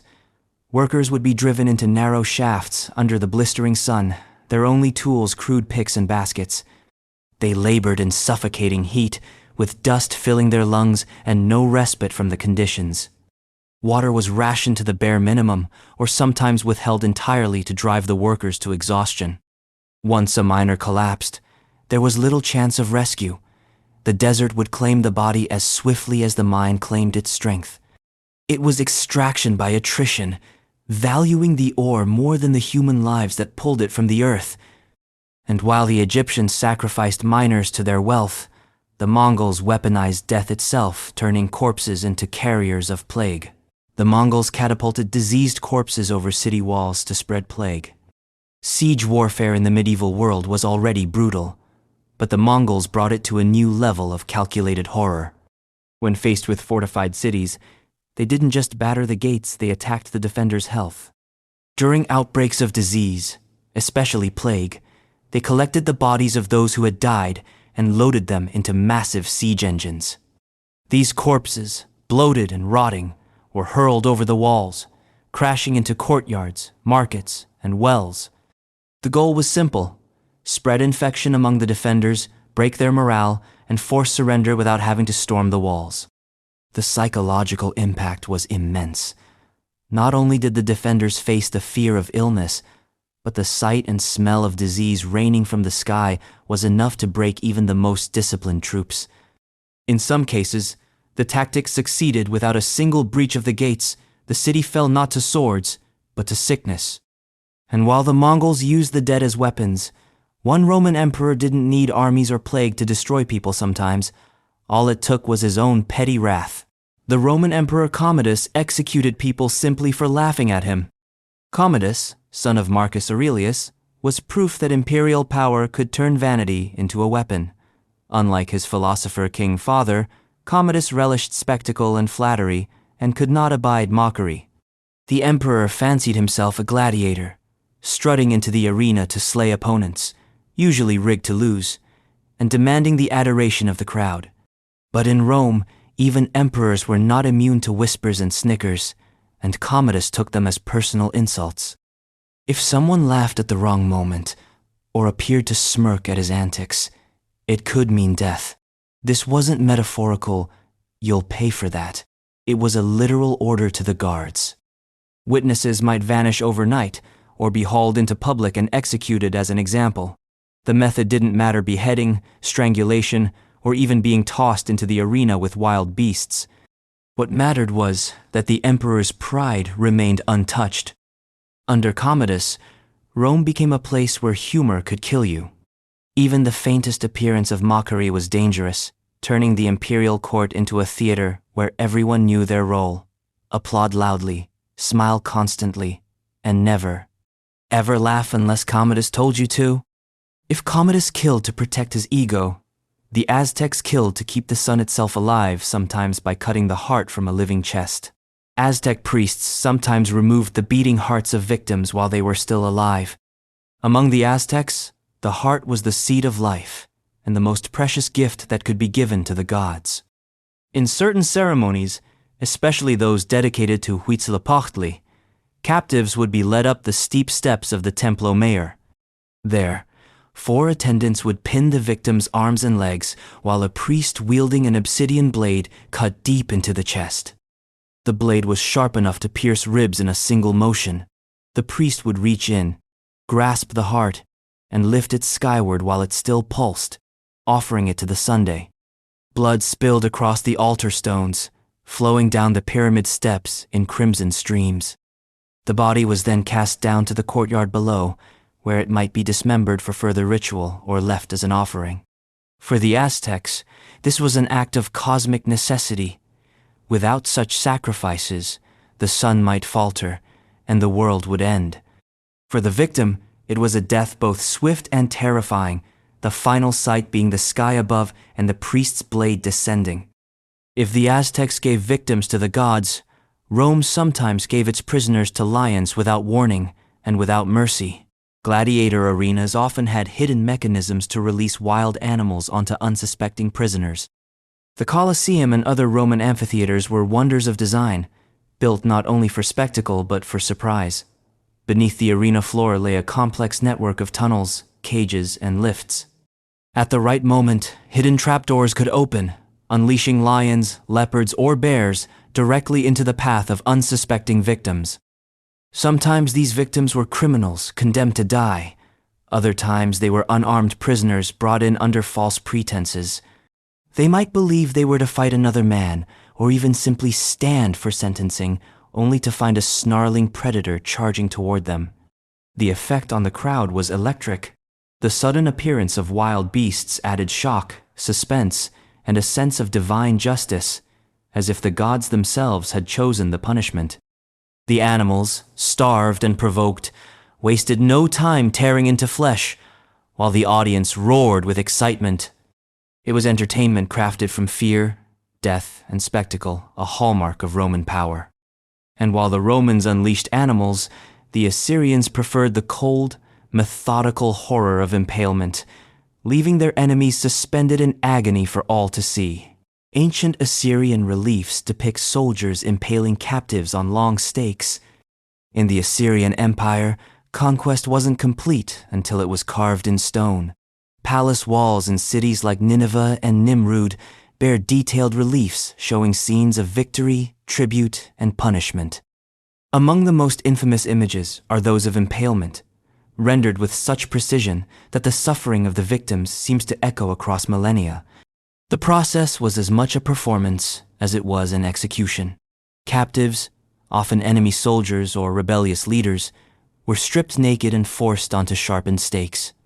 The stake could be driven through the abdomen, chest, or even lower, leaving the victim upright, still alive, to slowly slide down under the pull of gravity. Death could take hours, the agony prolonged as the stake avoided vital organs at first. These displays were placed at city gates or along major roads, so every traveler would witness Assyrian justice. To the empire, this was deterrence. To the victims, it was a drawn-out descent into death, with the added humiliation of becoming a public warning. The Assyrians carved their cruelty into monuments. The Athenians, meanwhile, embedded theirs into the legal system, especially when slaves were called to testify. In ancient Athens, slaves could be tortured to extract testimony for court cases. Athenian democracy had its ideals, but when it came to legal proceedings, those ideals stopped at the threshold of slavery. The testimony of a slave was considered unreliable unless obtained under torture. In other words, if a court wanted to hear from a slave, they would first have to hear the slave scream. This could involve whipping, burning, stretching on racks, or crushing fingers and toes. The belief was that pain would compel truth, even though in reality it often compelled whatever answer the questioner wanted. Once the statement was extracted, it was presented in court as legitimate evidence, never mind that it was wrung out under the most coercive conditions imaginable. The system reflected the deep divide between citizens and non-citizens. A free man's word was taken at face value. A slave's truth had to be beaten out of him. It was legal logic, built on cruelty. And while Athens used pain to extract words, the Maya used their own blood to speak directly to the gods. The Mayans practiced auto-sacrifice, where priests pierced their tongues or genitals to offer blood to the gods. For the Maya, blood was the ultimate offering. It contained shulel, the life force that connected mortals to the divine. While human sacrifice was common in certain rituals, there was also auto-sacrifice, in which individuals, often priests or rulers, shed their own blood to nourish the gods. The methods were as symbolic as they were painful. A priest might draw a cord studded with thorns through his tongue, letting the blood drip onto paper that would then be burned so the smoke carried the offering heavenward. In other ceremonies, obsidian blades or stingray spines were used to pierce the genitals, the blood considered especially potent in spiritual power. This was not a one-time ordeal. Leaders might perform auto-sacrifice multiple times a year, marking festivals, coronations, or important celestial events. The act was both a religious duty and a public display of devotion, reinforcing the ruler's connection to the gods and his legitimacy to lead. If the Maya gave their own blood willingly, Babylon's laws allowed creditors to take something far more valuable: your entire family. In Babylon, debtors could be sold into slavery along with their entire families. In ancient Babylon, the weight of debt was more than a financial burden. It was a chain around your neck, one that could drag not just you but your entire household into servitude. The Code of Hammurabi and other Mesopotamian laws made it clear: if you could not repay what you owed, your creditors had the legal right to claim you, your spouse, and your children as slaves. This was not symbolic enslavement. Families could be split apart, sold to different owners, and sent to distant regions with little hope of reunion. In some cases, the servitude was limited to a set term, often 3 years, but there was no guarantee that all family members would be freed at the same time. For many, the temporary arrangement became permanent, especially if they were sold outside Babylonian territory. The practice turned financial misfortune into generational suffering. Children grew up as property, their lives determined not by their own actions but by the debts of their parents. It was a system that ensured creditors always got their due, even if they had to wring it out of the very lives of their debtors. And in Rome, even if poison wasn't found, a suspected servant might still face execution simply for having been the last to touch the emperor's plate. Roman emperors often had food tasters executed if poison was suspected, even if none was found. In the paranoid halls of Roman power, suspicion was as deadly as the blade. Food tasters, employed to protect emperors from poison, lived under a peculiar and constant threat. If the emperor felt unwell after a meal, whether from poison, indigestion, or sheer imagination, the taster could be executed on the spot. This was not about evidence. It was about eliminating perceived risks. The taster's job was to eat first and survive long enough to prove the food was safe. But if the emperor later experienced stomach pains or illness, the logic was simple. The taster had failed, and failure was fatal. These executions were often swift, carried out before the emperor's temper cooled. In some cases, multiple tasters would be rotated to spread the risk, but the role remained one of the shortest-lived jobs in the empire. Serving the emperor's table was as much a death sentence as an honor. In Sparta, however, the deadliest judgments came far earlier, sometimes just minutes after birth. In Sparta, infants were inspected for deformities and thrown away if found unfit. In the militaristic society of ancient Sparta, survival began with a test most newborns couldn't even comprehend. Shortly after birth, infants were presented to a council of elders who would examine the child for signs of weakness, deformity, or ill health. If the baby was deemed strong and healthy, it was allowed to live and be raised within the Spartan system. If not, the verdict was death carried out by abandoning the infant in a chasm or on a hillside, exposed to the elements and wild animals. This place, known as the apothete, became the graveyard for the unfit. The reasoning was brutal but consistent with Spartan values. The city-state had no use for those who could not grow into warriors or bear warrior children. In their eyes, it was better to end a life early than to waste resources on someone who could not serve the state. It was a policy that turned the beginning of life into its first trial, a trial with no appeal. And for Persia, another form of execution turned the ground itself into the tomb, burying the condemned alive as a public warning. The Persians buried rebels alive as part of public executions. In the Persian Empire, rebellion was more than a crime. It was an insult to the very order of the world. The punishment for such defiance could be swift and merciless, and one of the most feared methods was burial alive. This wasn't carried out in secret. It was a deliberate public spectacle, meant to crush dissent before it could spread. The condemned, often leaders of uprisings or outspoken critics of the king, were paraded before the crowd, bound and sometimes gagged to silence last words. They would then be lowered into a pit, the earth shoveled in until it reached their chest, and the remainder packed down until the head alone was visible. In some cases, the burial was total from the start, ensuring suffocation within minutes. The act carried both physical and symbolic weight. To the Persians, burial alive was not only a death sentence, but also a spiritual curse, denying the victim the proper rites of burial and a peaceful journey to the afterlife. As the soil closed in, the condemned became a living warning to anyone else who might consider treason. And while Persia sealed its enemies in the ground, Rome sometimes beat its own soldiers to death for the crime of running away. The Romans sometimes executed deserters by beating them to death with clubs. Roman military discipline was legendary and terrifying, Desertion was among the most unforgivable offenses a soldier could commit. In the legions, it could be punished by fustuarium, death by clubbing, carried out by the deserter's own comrades. Once the sentence was pronounced, the condemned soldier would be surrounded by his unit. Each man was expected to deliver blows with a club or cudgel, a grim ritual of collective punishment. Refusal to participate could be seen as disobedience, risking one's own life.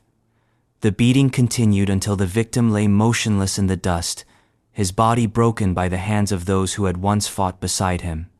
This brutal practice reinforced loyalty through fear. A legion could survive the loss of a battle but not the spread of cowardice. By forcing soldiers to take part in such executions, Rome ensured they would remember the cost of abandoning their post. And while Rome demanded the loyalty of its soldiers, the Celtic tribes demanded the heads of their enemies literally. Some ancient Celtic tribes took heads of enemies as trophies and displayed them on spikes. For many Celtic tribes, the head was more than a body part. It was the seat of the soul, the essence of the person. Capturing the head of an enemy was not simply proof of victory, it was a spiritual conquest. Warriors would decapitate fallen foes on the battlefield, sometimes in the heat of combat, sometimes afterward as they surveyed the dead. These heads were then cleaned, preserved, and mounted on spikes outside tribal settlements or along roads. Others might be nailed to the doors of warriors' homes or hung from the necks of horses returning from battle. In some traditions, the heads of especially powerful enemies were embalmed with oils and kept as prized possessions. The display was both a warning and a boast. For outsiders, it signaled the tribe's strength and ferocity. For the tribe itself, it was a celebration of bravery and a reminder of victories past. While the Celts preserved heads, the Egyptians took a more measured but equally brutal approach to punishment, removing only what was necessary to make a criminal harmless: their hands. In ancient Egypt, grave robbers caught stealing from royal tombs could have their hands chopped off. In Egypt, the tombs of pharaohs and nobles were more than burial places. They were sacred vaults, intended to protect the dead and their treasures for eternity. Disturbing them was both a crime against the state and an offense against the gods.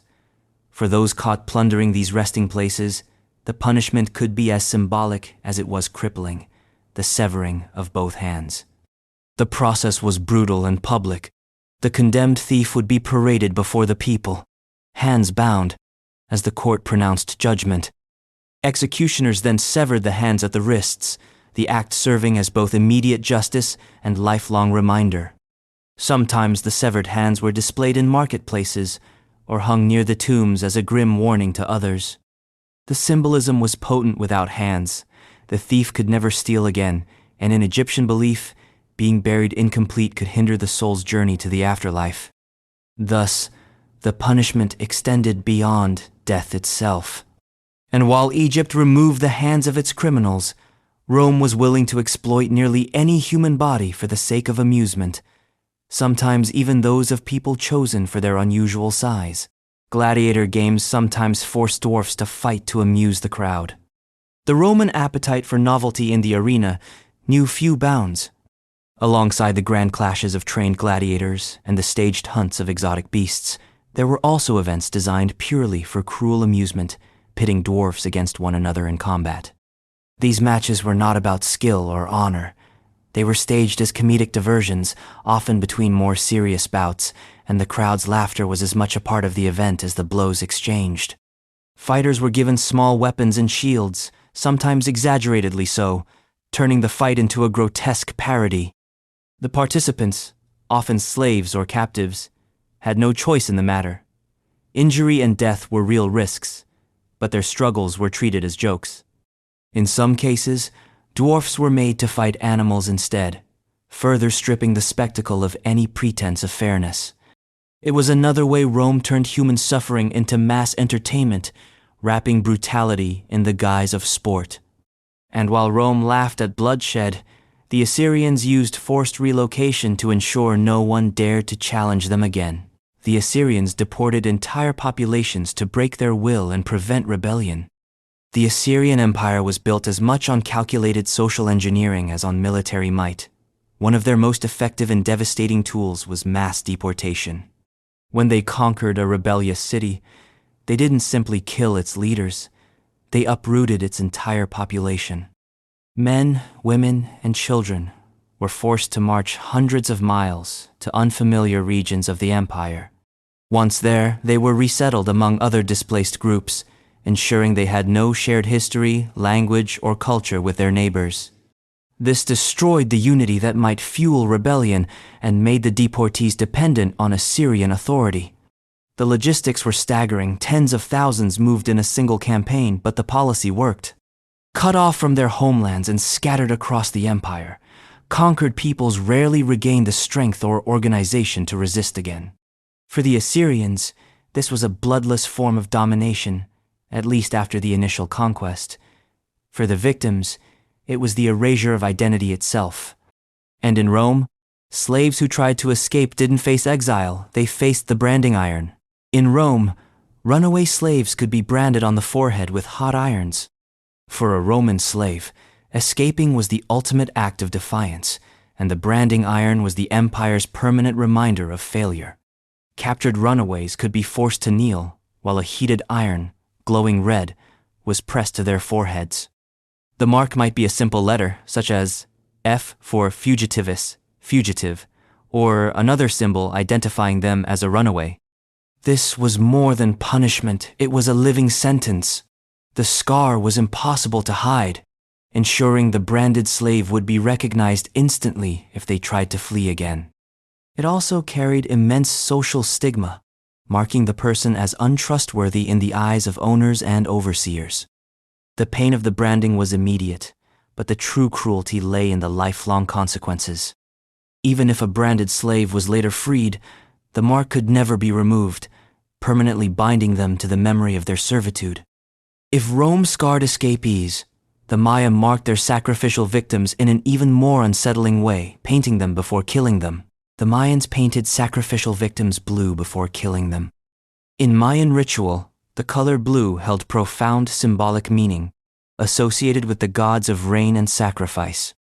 When captives were chosen for ritual death, they were often covered head to toe in a vivid blue pigment made from a mixture of indigo and special clay. The painting was part of a ceremonial transformation. The victim was no longer seen as merely human, but as an offering, purified and prepared for the gods. Once painted, they might be paraded through the streets, accompanied by music, incense, and chanting. The execution itself could take many forms: decapitation, heart extraction, or drowning in sacred cenotes, but the blue paint made the victims stand out, a living symbol of the link between the earthly and the divine. Even as they were led to their deaths, the victims carried the visual weight of their role in maintaining cosmic balance. And if Mayan sacrifices were marked by color, Persian executions could be marked by a method so horrifying it became infamous even in antiquity: scaphism. The Persian scaphism execution involved trapping a person between boats, feeding them milk and honey, and letting insects eat them alive. Scaphism was one of the most grotesque methods of execution ever recorded. The condemned would be stripped naked and placed between two narrow boats or hollowed-out logs, with their head, hands, and feet protruding. The rest of their body was enclosed within the tight wooden shell. They were then force-fed large quantities of milk and honey, causing severe diarrhea, which attracted swarms of insects. More honey was smeared on their exposed skin to ensure flies, wasps, and other pests would settle on them. The boats were set adrift in stagnant water or left in a sunlit marsh. Insects would crawl into every available opening, feeding on both the smeared honey and the sores that formed on the victim's skin. Death was slow, often taking days as dehydration, infection, and sheer agony consumed the victim. It was a punishment reserved for the most hated criminals, ensuring not only their death, but also their utter degradation. And while Persia chose to rot its enemies alive, ancient China sometimes made their bodies part of the very walls that surrounded the living. Ancient Chinese punishments included burying people alive in city walls as guardian spirits. In some periods of ancient China, architecture and execution became disturbingly intertwined. A practice emerged, part superstition, part intimidation, where the condemned would be buried alive within the foundations or walls of a city. The belief was that these living victims, often called guardian spirits, would protect the structure and those within it. Sometimes these were criminals, other times war captives, or even unwilling civilians chosen at random. They were forced into small cavities carved into the wall or dug into the foundation, then sealed in with bricks and mortar. No light, no air, just stone pressing in from every side. This was not merely a construction ritual, it was a message. Anyone approaching those walls would know that the city's strength was literally built on the bodies of the condemned. The act blurred the line between religious sacrifice and state punishment, ensuring that the structure was feared as much as it was respected. While China built its walls with human lives, Rome once lined an entire road with the crucified bodies of defeated rebels. The Roman army crucified thousands of Spartacus's followers along the Appian Way. In 71 BCE, the slave revolt led by Spartacus met its bloody end. After 2 years of fighting, the rebellion was crushed by the legions of Marcus Licinius Crassus. The punishment for those captured alive was not just execution, it was a calculated display of Roman power. Over 6,000 of Spartacus's followers were crucified along the Appian Way, the main road from Capua to Rome. For miles, travelers would pass rows of crosses, each bearing the broken body of a rebel. The sight and the stench would have been unforgettable. Crucifixion was chosen not only for its cruelty, but for its visibility. The rebels' suffering would serve as a warning to slaves across the empire. Revolt, and your death will be slow, public, and humiliating. The bodies were left to rot, picked apart by scavenger birds, until only bones remained. While Rome crucified its defeated enemies, the Aztecs prolonged their victims' agony with years of ritual torture before finally killing them. The Aztecs often sacrificed war captives after years of ritual torture. In Aztec warfare, the goal was not always to kill the enemy outright. Capturing warriors alive was considered more valuable, for it allowed them to be used in religious ceremonies. Some captives were kept for years, subjected to ritual humiliation, forced labor, and symbolic injuries intended to prepare them for sacrifice. These victims might be paraded during festivals, dressed in elaborate costumes to represent gods, then mocked and jeered by the crowd. Their lives became a slow march toward the inevitable moment when they would be taken to the temple steps, laid on the altar, and have their hearts cut out. The prolonged captivity was as much psychological torture as it was physical. The victims knew their fate from the moment of capture, and the years leading up to it only deepened the dread. For the Aztecs, this was not cruelty for its own sake, it was devotion to the gods, ensuring that when the final blow came, it carried maximum ritual power. And in the north, Viking raiders found their own brand of mass killing, burning entire churches with everyone inside. Viking raiders sometimes burned entire churches with people locked inside. When Viking longships appeared on the horizon, it was rarely just a raid for silver, it was an eruption of terror. Churches, often among the wealthiest buildings in early medieval Europe, made prime targets. Gold and silver chalices, jeweled reliquaries, and finely worked altarpieces could be stripped and carried away in minutes. But sometimes, the Vikings didn't stop at plundering. There are accounts of raiders herding clergy, worshippers, and villagers into the very churches they had come to loot, then barring the doors and setting the building alight. Thick smoke would fill the air as flames consumed the wooden beams and thatched roofs, the screams inside muffled by the roar of fire. This was not just about destruction, it was psychological warfare. The church was the heart of the community, both spiritually and socially. Burning it, and the people inside, sent a clear message. Nothing was sacred, and no place was safe. In the wake of such attacks, entire regions would pay tribute to avoid similar fates. And while the Vikings used fire to annihilate their enemies, the Byzantines preferred a slower, more grinding form of execution, dragging traitors to death behind horses. The Byzantines executed traitors by dragging them behind horses until they died. In the Byzantine Empire, Betrayal was treated with the utmost severity, and punishment often doubled as a public performance. One particularly brutal method involved tying the condemned to the back of a horse, sometimes by the arms, sometimes by the legs, and forcing the animal to gallop through the streets or along rough terrain. The dragging shredded flesh and broke bones long before death arrived. Victims might be pulled over cobblestones, through mud, or across sharp stones, their bodies left mangled beyond recognition. Spectators were encouraged to watch, turning the execution into both a warning and a spectacle. This was not reserved for common criminals. Nobles, generals, even members of the imperial family could meet this fate if they were accused of treason.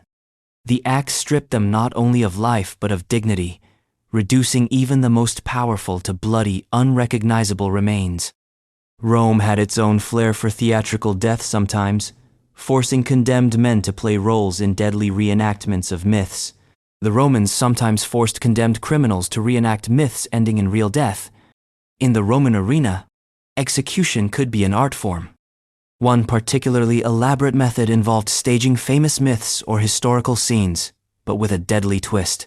The roles were played by real condemned criminals, and their scripted deaths were carried out for real. For example, a prisoner might be cast as the hero who was devoured by wild beasts, only for the animals to be genuinely unleashed upon him. Others reenacted the fate of mythological figures, burned alive, drowned, or torn apart, with no trickery to save them. These executions blended theater and punishment into a single grotesque spectacle. The audience, well versed in the stories, anticipated the grisly ending and watched with morbid excitement as fiction became reality. The condemned were not just dying, they were performing their own demise. And while Rome used storytelling to frame its executions, Athens sometimes didn't even bother with a trial. Citizens could simply vote to exile someone for a decade. In ancient Athens, citizens could vote to exile someone for 10 years without trial. Athens prided itself on being the birthplace of democracy, but its democratic tools could be as sharp as any sword. One of the most unique and sometimes petty forms of punishment was ostracism. Once a year, citizens could gather and scratch the name of someone they wanted, exiled onto a potsherd, known as an ostracon. If a minimum number of votes was reached, the winner of this dubious contest was forced to leave the city for 10 years. There was no formal accusation, no defense, no trial, just the will of the people. The target might be a political rival, an unpopular general, or simply someone who had amassed too much influence for comfort. The punishment wasn't meant to be fatal. The exiled person kept their property and could return after the term was over. But 10 years was a long time to be cut off from the civic and social life of Athens. For politicians and leaders, it was effectively career death. And while Athens exiled its unwanted citizens, the Maya consigned some of their sacrifices to the depths of sacred water-filled caves. The Mayans occasionally drowned sacrificial victims in cenotes, sacred water-filled caves. In the Yucatan Peninsula, natural sinkholes, known as cenotes, were revered as portals to the underworld and sources of life-giving water. The Maya believed these pools connected the mortal realm to the gods, particularly those of rain and fertility. During certain ceremonies, victims, often captives, were dressed in ceremonial garb and cast alive into the cenote's depths as offerings. Some accounts suggest that valuable objects such as gold, jade, and pottery were thrown in alongside the victims to accompany them on their journey. The water's surface would quickly swallow the sacrifices, their fates hidden in the darkness below. Archaeologists have found human remains in these cenotes, confirming the grim reality behind the legend. In some cases, skeletal evidence shows the victims were children, chosen for their perceived purity.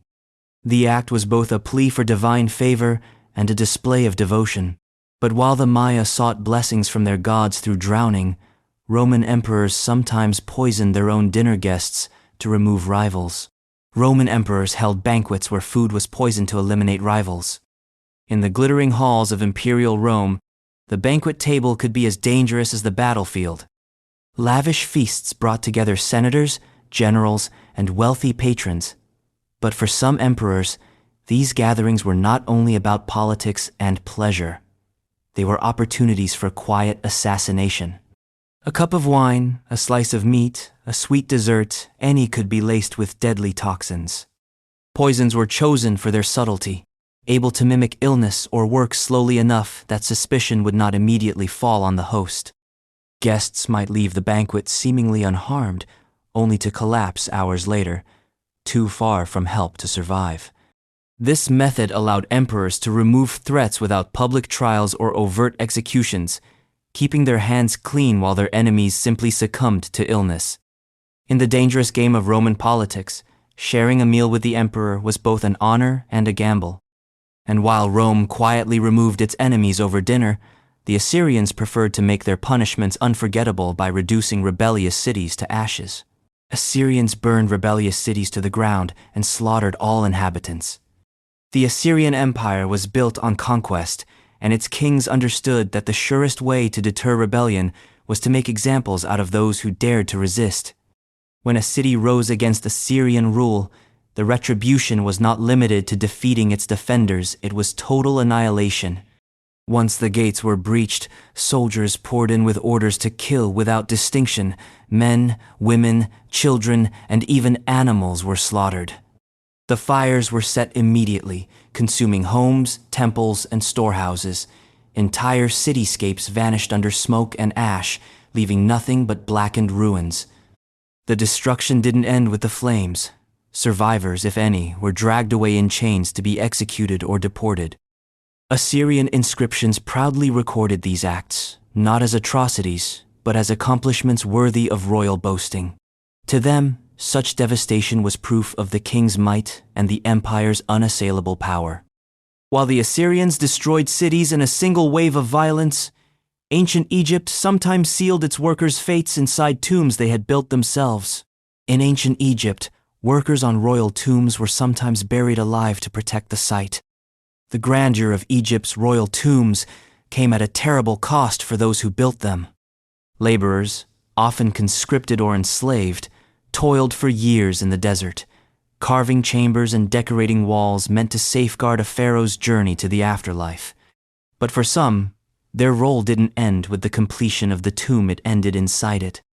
To prevent the location of the burial chamber and its treasures from becoming known, workers were sometimes sealed inside once construction was complete. The entrances were blocked with stone and covered, leaving no way out. Whether the entombment was part of a ritual or simply a brutal security measure, the result was the same: a slow, suffocating death in total darkness. This practice ensured that the pharaoh's final resting place remained untouched, at least until the inevitable tomb robbers of later centuries. For the workers, it meant the tomb they built for another became their own. While Egypt killed to protect its kings, Rome obliterated an entire city in retribution, leaving one of history's most infamous ruins. The Romans destroyed Jerusalem in 70 CE, killing tens of thousands and enslaving survivors. In 70 CE, after years of Jewish resistance and revolt, the Roman legions under Titus laid siege to Jerusalem. The city was starved, bombarded, and surrounded, cutting off all supplies and escape routes. When the Romans finally breached the walls, the destruction was merciless. The temple center of Jewish religious life was burned, its treasures looted and its stones torn down. Entire districts were set ablaze. Tens of thousands were killed in the fighting and the chaos that followed, with the rest captured and either executed or sold into slavery. Families were torn apart, and the population was scattered throughout the empire. The destruction of Jerusalem was more than a military victory. It was a calculated blow to the spirit and identity of a people. Rome's message was clear. Resistance to imperial power would not only fail, it would erase the very heart of your culture. And in China, rulers found their own way to erase not just individuals, but entire family lines through executions that punished bloodlines along with the guilty. Ancient Chinese rulers sometimes executed entire extended families for one member's crime. In certain dynasties of ancient China, justice was not confined to the guilty, it extended to their bloodline. This principle, known as julian, or family execution, meant that if one person committed treason or a similarly grave offense, their entire extended family could be put to death. The scope was vast. It wasn't limited to parents, spouses, and children. Uncles, cousins, in-laws, and even more distant relatives might share the same fate. The reasoning was simple and brutal. Remove every possible heir or avenger who could one day rise against the throne. Execution methods varied: beheading, strangulation, or mass shootings with arrows, but the intent was always the same: obliteration of a lineage. Some records speak of hundreds executed for the actions of a single man. The fear of Julian was so great that families would sometimes disown or even kill relatives themselves to avoid collective punishment. While Chinese rulers purged entire families, the Aztecs sometimes stripped their victims of humanity, literally by turning their skin into part of sacred dances. The Aztecs sometimes skinned captives and used their skin in religious dances. In ceremonies honoring certain gods, particularly Xipe Totec, the flayed lord, the Aztecs performed one of their most macabre rituals. Captives, often prisoners of war, were sacrificed and flayed, their skin removed in large, intact sections. Priests or selected warriors would then don the skins like clothing, wearing them as they danced through temple courtyards. The flayed skins were meant to symbolize renewal and rebirth, the old self shed to make way for the new. The wearer became a living embodiment of the deity, a walking reminder of the god's power and the cycle of life and death. These dances could last for days, during which the skins would begin to decay, the stench mingling with incense and flowers. When the ritual ended, the skins were buried or stored in sacred spaces, still regarded as holy objects. And while the Aztecs used exotic animal sacrifices alongside human ones, Rome's love of spectacle sometimes wiped species from the earth entirely. Roman Colosseum games often included killing exotic animals to extinction. The Roman appetite for spectacle extended far beyond human combat. In the venaciones, or beast hunts, exotic animals from across the empire were brought to the Colosseum and slaughtered for entertainment. Lions from Africa, elephants from India, crocodiles from the Nile, creatures that had taken years to capture and transport, were killed in a single afternoon. These hunts were staged with elaborate scenery meant to mimic the animals' natural habitats. Gladiators and hunters would battle the beasts, sometimes armed with nothing but spears or nets. For the crowd, it was a chance to see animals they might never otherwise encounter. For the animals, it was certain death. The scale was staggering. Tens of thousands of animals could be killed during a single set of games. Over time, this insatiable demand drove some regional populations and possibly entire species toward extinction.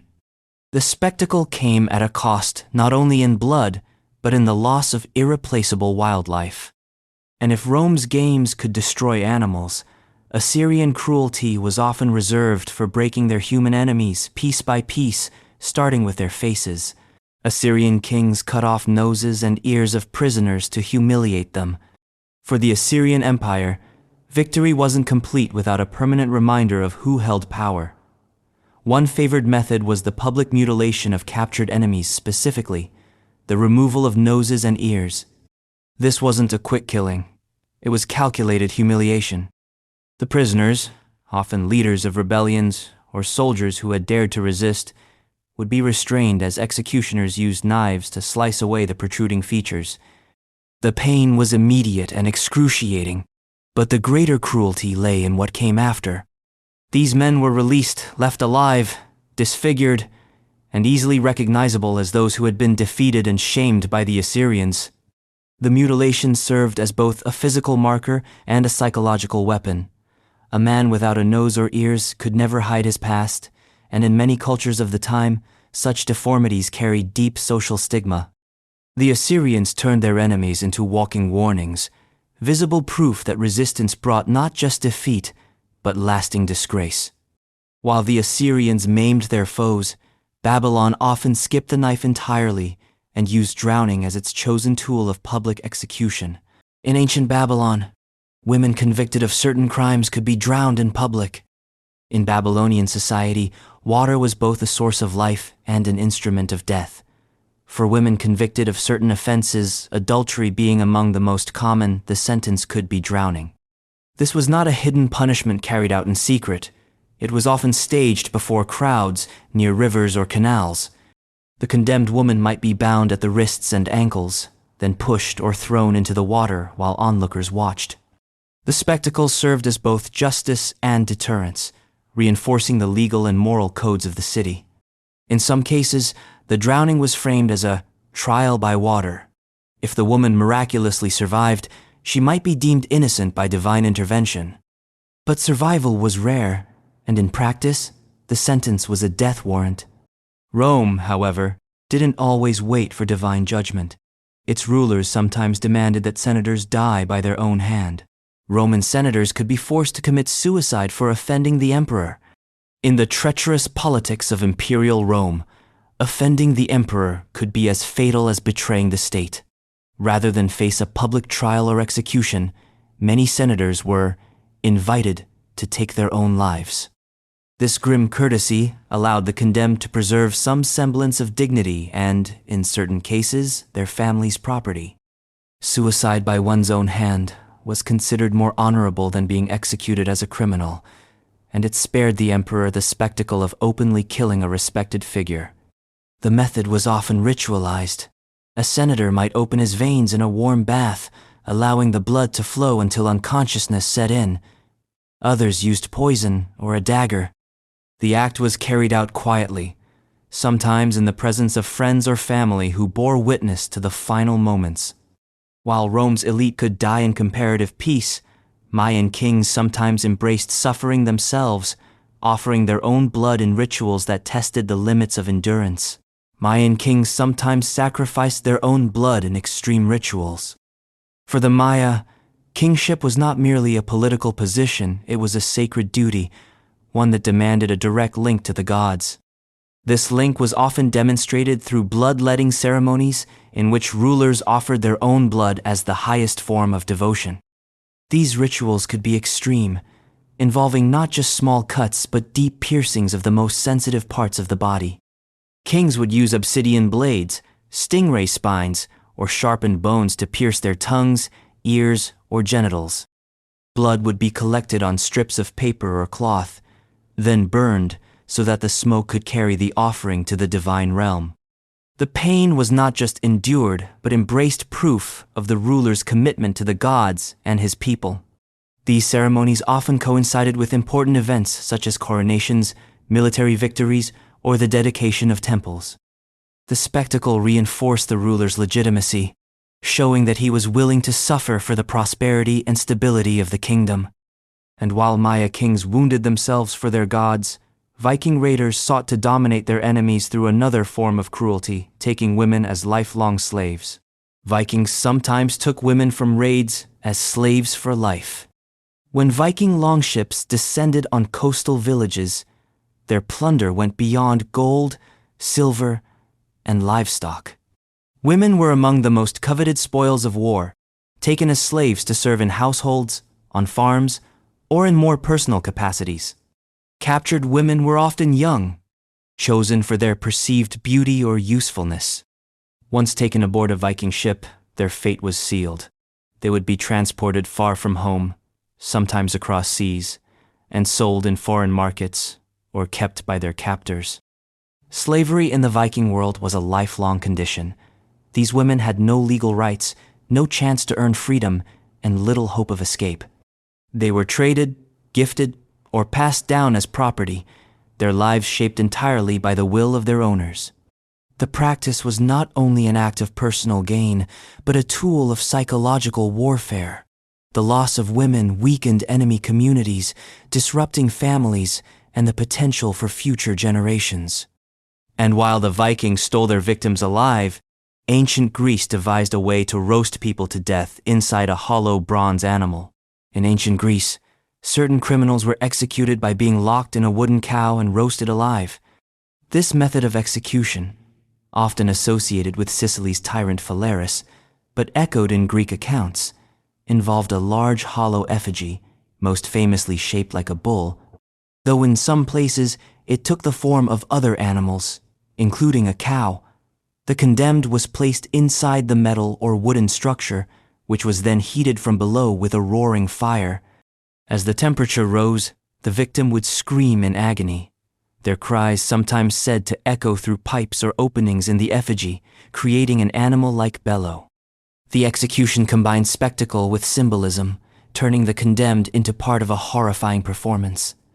It was a punishment meant for those deemed especially dangerous or treacherous, and it served as both entertainment for the rulers and a gruesome warning to onlookers. Death came slowly, through heat, suffocation, and burns, leaving little more than charred remains when the fire finally died. Rome, however, needed no elaborate devices for execution. Sometimes a sheer drop from a cliff was punishment enough. The Romans beheaded deserters and displayed their heads in camp. In the disciplined machine of the Roman legions, desertion was one of the gravest crimes a soldier could commit. Abandoning one's post endangered the entire unit and was seen as both cowardice and betrayal. The punishment was swift and highly visible: beheading. The condemned soldier would be brought before the assembled troops, bound and forced to kneel. An executioner, often another soldier, would deliver a clean stroke with a sword or axe, severing the head in a single motion. But the execution didn't end there. The head was displayed prominently in the camp, sometimes mounted on a spike near the gates or placed on a raised platform for all to see. This gruesome display served as both a warning and a reinforcement of loyalty. Every man in the legion understood that the same fate awaited him should he falter in his duty. The Romans turned these acts into part of their military ritual, binding discipline with fear. While Rome used heads to make its point, the Assyrians preferred the slow, lingering horror of impalement, done not to one or two prisoners, but to entire rows of them. Assyrians impaled entire rows of prisoners outside city gates. Impalement was already among the most agonizing methods of execution, but the Assyrians took it to a mass scale. After conquering a city, they would select dozens, sometimes hundreds of captives, and drive sharpened stakes through their bodies. The stakes were planted upright in neat rows outside the city gates, transforming the entrance into a corridor of human suffering. The victims could linger for hours or even days, their bodies twisting in agony as passers-by were forced to witness their fate. The placement was strategic. Anyone entering or leaving the city would see exactly what awaited enemies of the empire. These executions were often recorded in Assyrian art, carved into palace walls to immortalize the terror. The empire didn't just rely on its armies to keep subjects in line, it relied on the psychological weight of cruelty. Persia, on the other hand, preferred a more symbolic method of public humiliation, sometimes using the cross not for religion, but for political vengeance. The Persians sometimes crucified political enemies. While crucifixion is most famously associated with Rome, the Persians practiced their own version long before. Reserved for traitors, rebels, and high-profile enemies, Persian crucifixion was both execution and display. The condemned might be tied or nailed to a wooden frame and left exposed under the blazing sunday. In some cases, the cross was planted along major roads, ensuring travelers and traders spread the tale of the punishment far and wide. The goal was not only to kill, but to brand the victim as an example of ultimate disgrace. Persian crucifixions were often preceded by public beatings or mutilations, ensuring the condemned suffered long before the final death. It was a political statement, carved into the skyline, a visual promise that betrayal would be met with the harshest justice. And in Egypt, betrayal of the gods through blasphemy could cost you the very ability to speak. In ancient Egypt, people could be sentenced to having their tongues cut out for blasphemy. To the ancient Egyptians, speech was not just communication. It was a sacred act tied to the power of Ma'at, the divine order of truth and balance.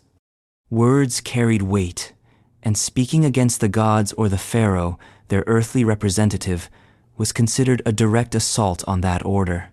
For such blasphemy, one of the severest punishments was the removal of the tongue. This mutilation was both symbolic and practical. By cutting out the tongue, the offender was literally stripped of the ability to speak further against the divine.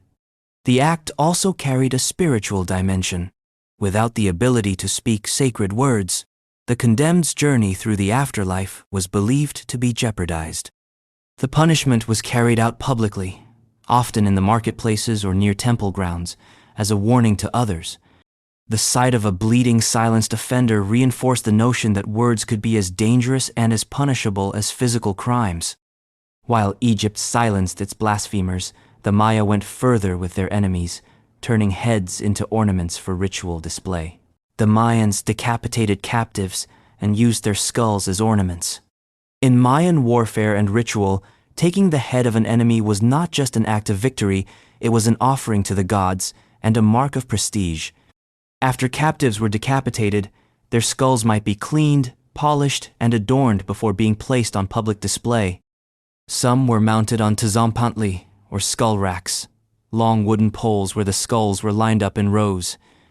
Others were used in ceremonial contexts, hung in temples, or worn as pendants during certain festivals. The skull could also be carved or decorated, further transforming it into a sacred object. This gruesome practice was a constant reminder of the power of the victors, both to the gods and to rival cities. The public display of skulls created a landscape of intimidation, where every glance was a confrontation with death. And while the Maya displayed their kills, Rome sometimes took lives for the smallest insult, like a disrespectful word from a slave. Roman slaves could be executed simply for speaking disrespectfully to a citizen. In the rigid social hierarchy of Rome, a slave's life was entirely at the mercy of their master, or, in some cases, any free citizen. Speaking out of turn, using an improper tone, or showing the slightest hint of insolence could be deemed an offense worthy of death. Execution could be immediate, carried out in private, or turned into a public display. Slaves might be beaten to death, crucified, or thrown into the arena for the amusement of the crowd. The law placed virtually no restrictions on such punishments, framing them as the natural right of ownership. This constant threat of lethal reprisal kept slaves in a state of enforced obedience, knowing that even their words could condemn them. And in Sparta, the ruling class found its own way to remind its enslaved population of their place by hunting them down in an annual blood ritual. In ancient Sparta, helots were hunted annually to keep them submissive. The helots of Sparta, an enslaved population drawn mostly from conquered Messenia, outnumbered their Spartan overlords by a significant margin. This imbalance made them a constant threat in the eyes of the state. To maintain control, the Spartans developed a brutal tradition, the crypteia. Each year, young Spartan men in military training were sent into the countryside with a grim mission: hunt and kill helots. There was no need for the victims to have committed a crime. The purpose was not justice, but fear. The killings were often carried out at night or in remote areas, ensuring no organized resistance could form. This ritual served two purposes. It provided young Spartans with a real-world test of stealth, endurance, and ruthlessness. And it reminded the helots that their lives could be taken at any moment without warning. It was systemic terror disguised as military training, ensuring the helots remained subdued for generations. And while the Spartans blinded their enemies with surprise attacks in the fields, the Assyrians made blindness itself a punishment. The Assyrians blinded prisoners to make them permanent beggars. In the Assyrian Empire, total domination of an enemy sometimes meant leaving them alive, broken, and unable to rebuild their lives. Blinding was a common punishment for captured soldiers, rebels, or leaders of defeated cities. The act was carried out with heated metal rods or sharp blades, often in full view of the victim's comrades. Once blinded, these former warriors could no longer fight or lead. They were released not out of mercy, but as living proof of Assyrian supremacy. Deprived of sight, the victims were forced into a life of begging, their disfigurement a constant public reminder of defeat. In the social and economic systems of the time, blindness was essentially a slow death sentence, stripping the victim of independence and dignity. While the Assyrians used mutilation as a long-term punishment, Rome had its own form of public execution that required no tools but gravity, a drop from the infamous Tarpeian Rock. Rome executed people by throwing them from the Tarpeian Rock. Perched on the Capitoline Hill in Rome, the Tarpeian Rock was a sheer cliff face overlooking the city. In the early Republic, it served as one of the most feared execution sites. Those condemned for crimes such as treason, perjury, or theft from temples were bound and led to the edge. The execution was a public event. Crowds would gather to watch as the condemned were pushed or hurled from the precipice, their bodies smashing onto the rocks below. Death was usually instant, though sometimes survivors lingered in agony until finished off by guards. The Tarpeian Rock carried symbolic weight. It stood near the city's most sacred spaces, reminding citizens that betrayal of Rome was punished in full view of the gods. Over time, the practice faded, but the phrase Tarpeian Rock is near the capital survived as a Roman proverb, warning that glory and disgrace often stand side by side. While Rome relied on the cliff's finality, the Aztecs preferred to make a meal of their sacrifices, sometimes literally. Aztec sacrificial victims' bodies were sometimes cooked and eaten in ritual cannibalism. In the religious life of the Aztecs, sacrifice was a way to feed the gods, but in certain ceremonies, the offering didn't end on the altar. After the victim's heart had been removed in the traditional ritual, parts of the body, particularly the limbs, could be cooked and consumed in a controlled, ceremonial feast. This was not an everyday occurrence or an act of random hunger. It was bound by strict rules and symbolism. The flesh was often prepared in stews with maize and chili, served to select individuals such as priests, nobles, or warriors who had captured the victim. Consuming the meat was believed to impart the strength and qualities of the sacrificed, binding the eater closer to the gods.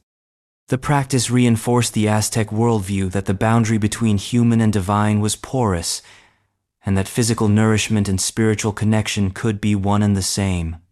For outsiders, it was horrifying. For the Aztecs, it was devotion made literal.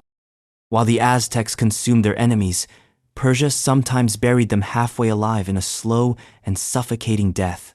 The Persians sometimes buried enemies up to their necks in sand to die slowly. Persian punishments could be inventive in their cruelty, and burying an enemy to the neck in sand was one of the slowest and most humiliating methods. The condemned would be placed in a pit or hole, with sand or dirt packed tightly around their body until only the head remained above ground. Left exposed under the sun, the victim would suffer from dehydration, heat stroke, and the constant torment of insects. The immobility ensured that death came gradually, sometimes over the course of days. Crowds might gather to jeer or throw insults, turning the suffering into a public display. This method had a symbolic edge. The body was imprisoned by the earth itself, a natural force acting as both executioner and jailer. It was an especially popular punishment for rebels and enemies of the state, ensuring their death was as degrading as it was inevitable. And while Persia buried its enemies, Athens denied its traitors even the dignity of a proper resting place. In ancient Athens, traitors' bodies were denied burial as an eternal disgrace. For the ancient Greeks, burial was more than a practical matter, it was a sacred duty. Without proper rites, a soul was believed to wander the afterlife, restless and dishonored. In Athens, one of the most severe punishments for treason was to deny the condemned a burial altogether.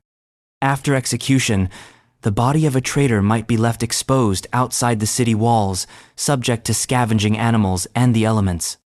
Sometimes it was cast into the sea or into a ravine, ensuring no one could recover it for a proper funeral. This punishment extended beyond death. Families of the condemned were forbidden from performing mourning rituals, severing the emotional closure that burial provided. The disgrace was public, and enduring both the living and the dead were marked by it. While Athens left bodies unburied, the Assyrians proudly recorded the deaths they caused, turning slaughter into royal propaganda. The Assyrians prided themselves on recording mass executions as a sign of royal strength. In the palaces of the Assyrian kings, Walls were more than decoration, they were stone archives of conquest and cruelty. Carved reliefs and inscribed tablets boasted of entire cities put to the sword, thousands slaughtered, and prisoners tortured in creative, nightmarish ways. These weren't hidden horrors, they were official state records. A king might depict himself personally driving a spear through an enemy's chest or standing beside piles of severed heads, while scribes etched numbers into the stone tallies of the dead. Sometimes the inscriptions gave chillingly specific details. 3,000 men I slew with the sword. Their bodies I stacked like cordwood. Their heads I piled into towers. These records weren't just for the people of the time, they were intended to speak to the future. Anyone walking the halls of these palaces, whether a visiting dignitary or a conquered leader brought in chains, would be surrounded by visual proof that resistance was hopeless. The Assyrians didn't rely solely on memory or rumor to spread fear. They immortalized their brutality in art meant to last millennia. For the Assyrian rulers, such depictions were not shameful. They were marks of legitimacy. The ability to kill on a massive scale and to crush rebellion without mercy was the very definition of royal strength. In their worldview, the king was the arm of the gods, and his record of bloodshed was divine sanction made visible. Thus, long after the screams faded and the bodies rotted, the empire's message remained etched in stone. This is what happens to those who defy Assyria. And in that final act of historical self-promotion, the cycle of fear was sealed not in the minds of the living alone, but in the unblinking gaze of history itself.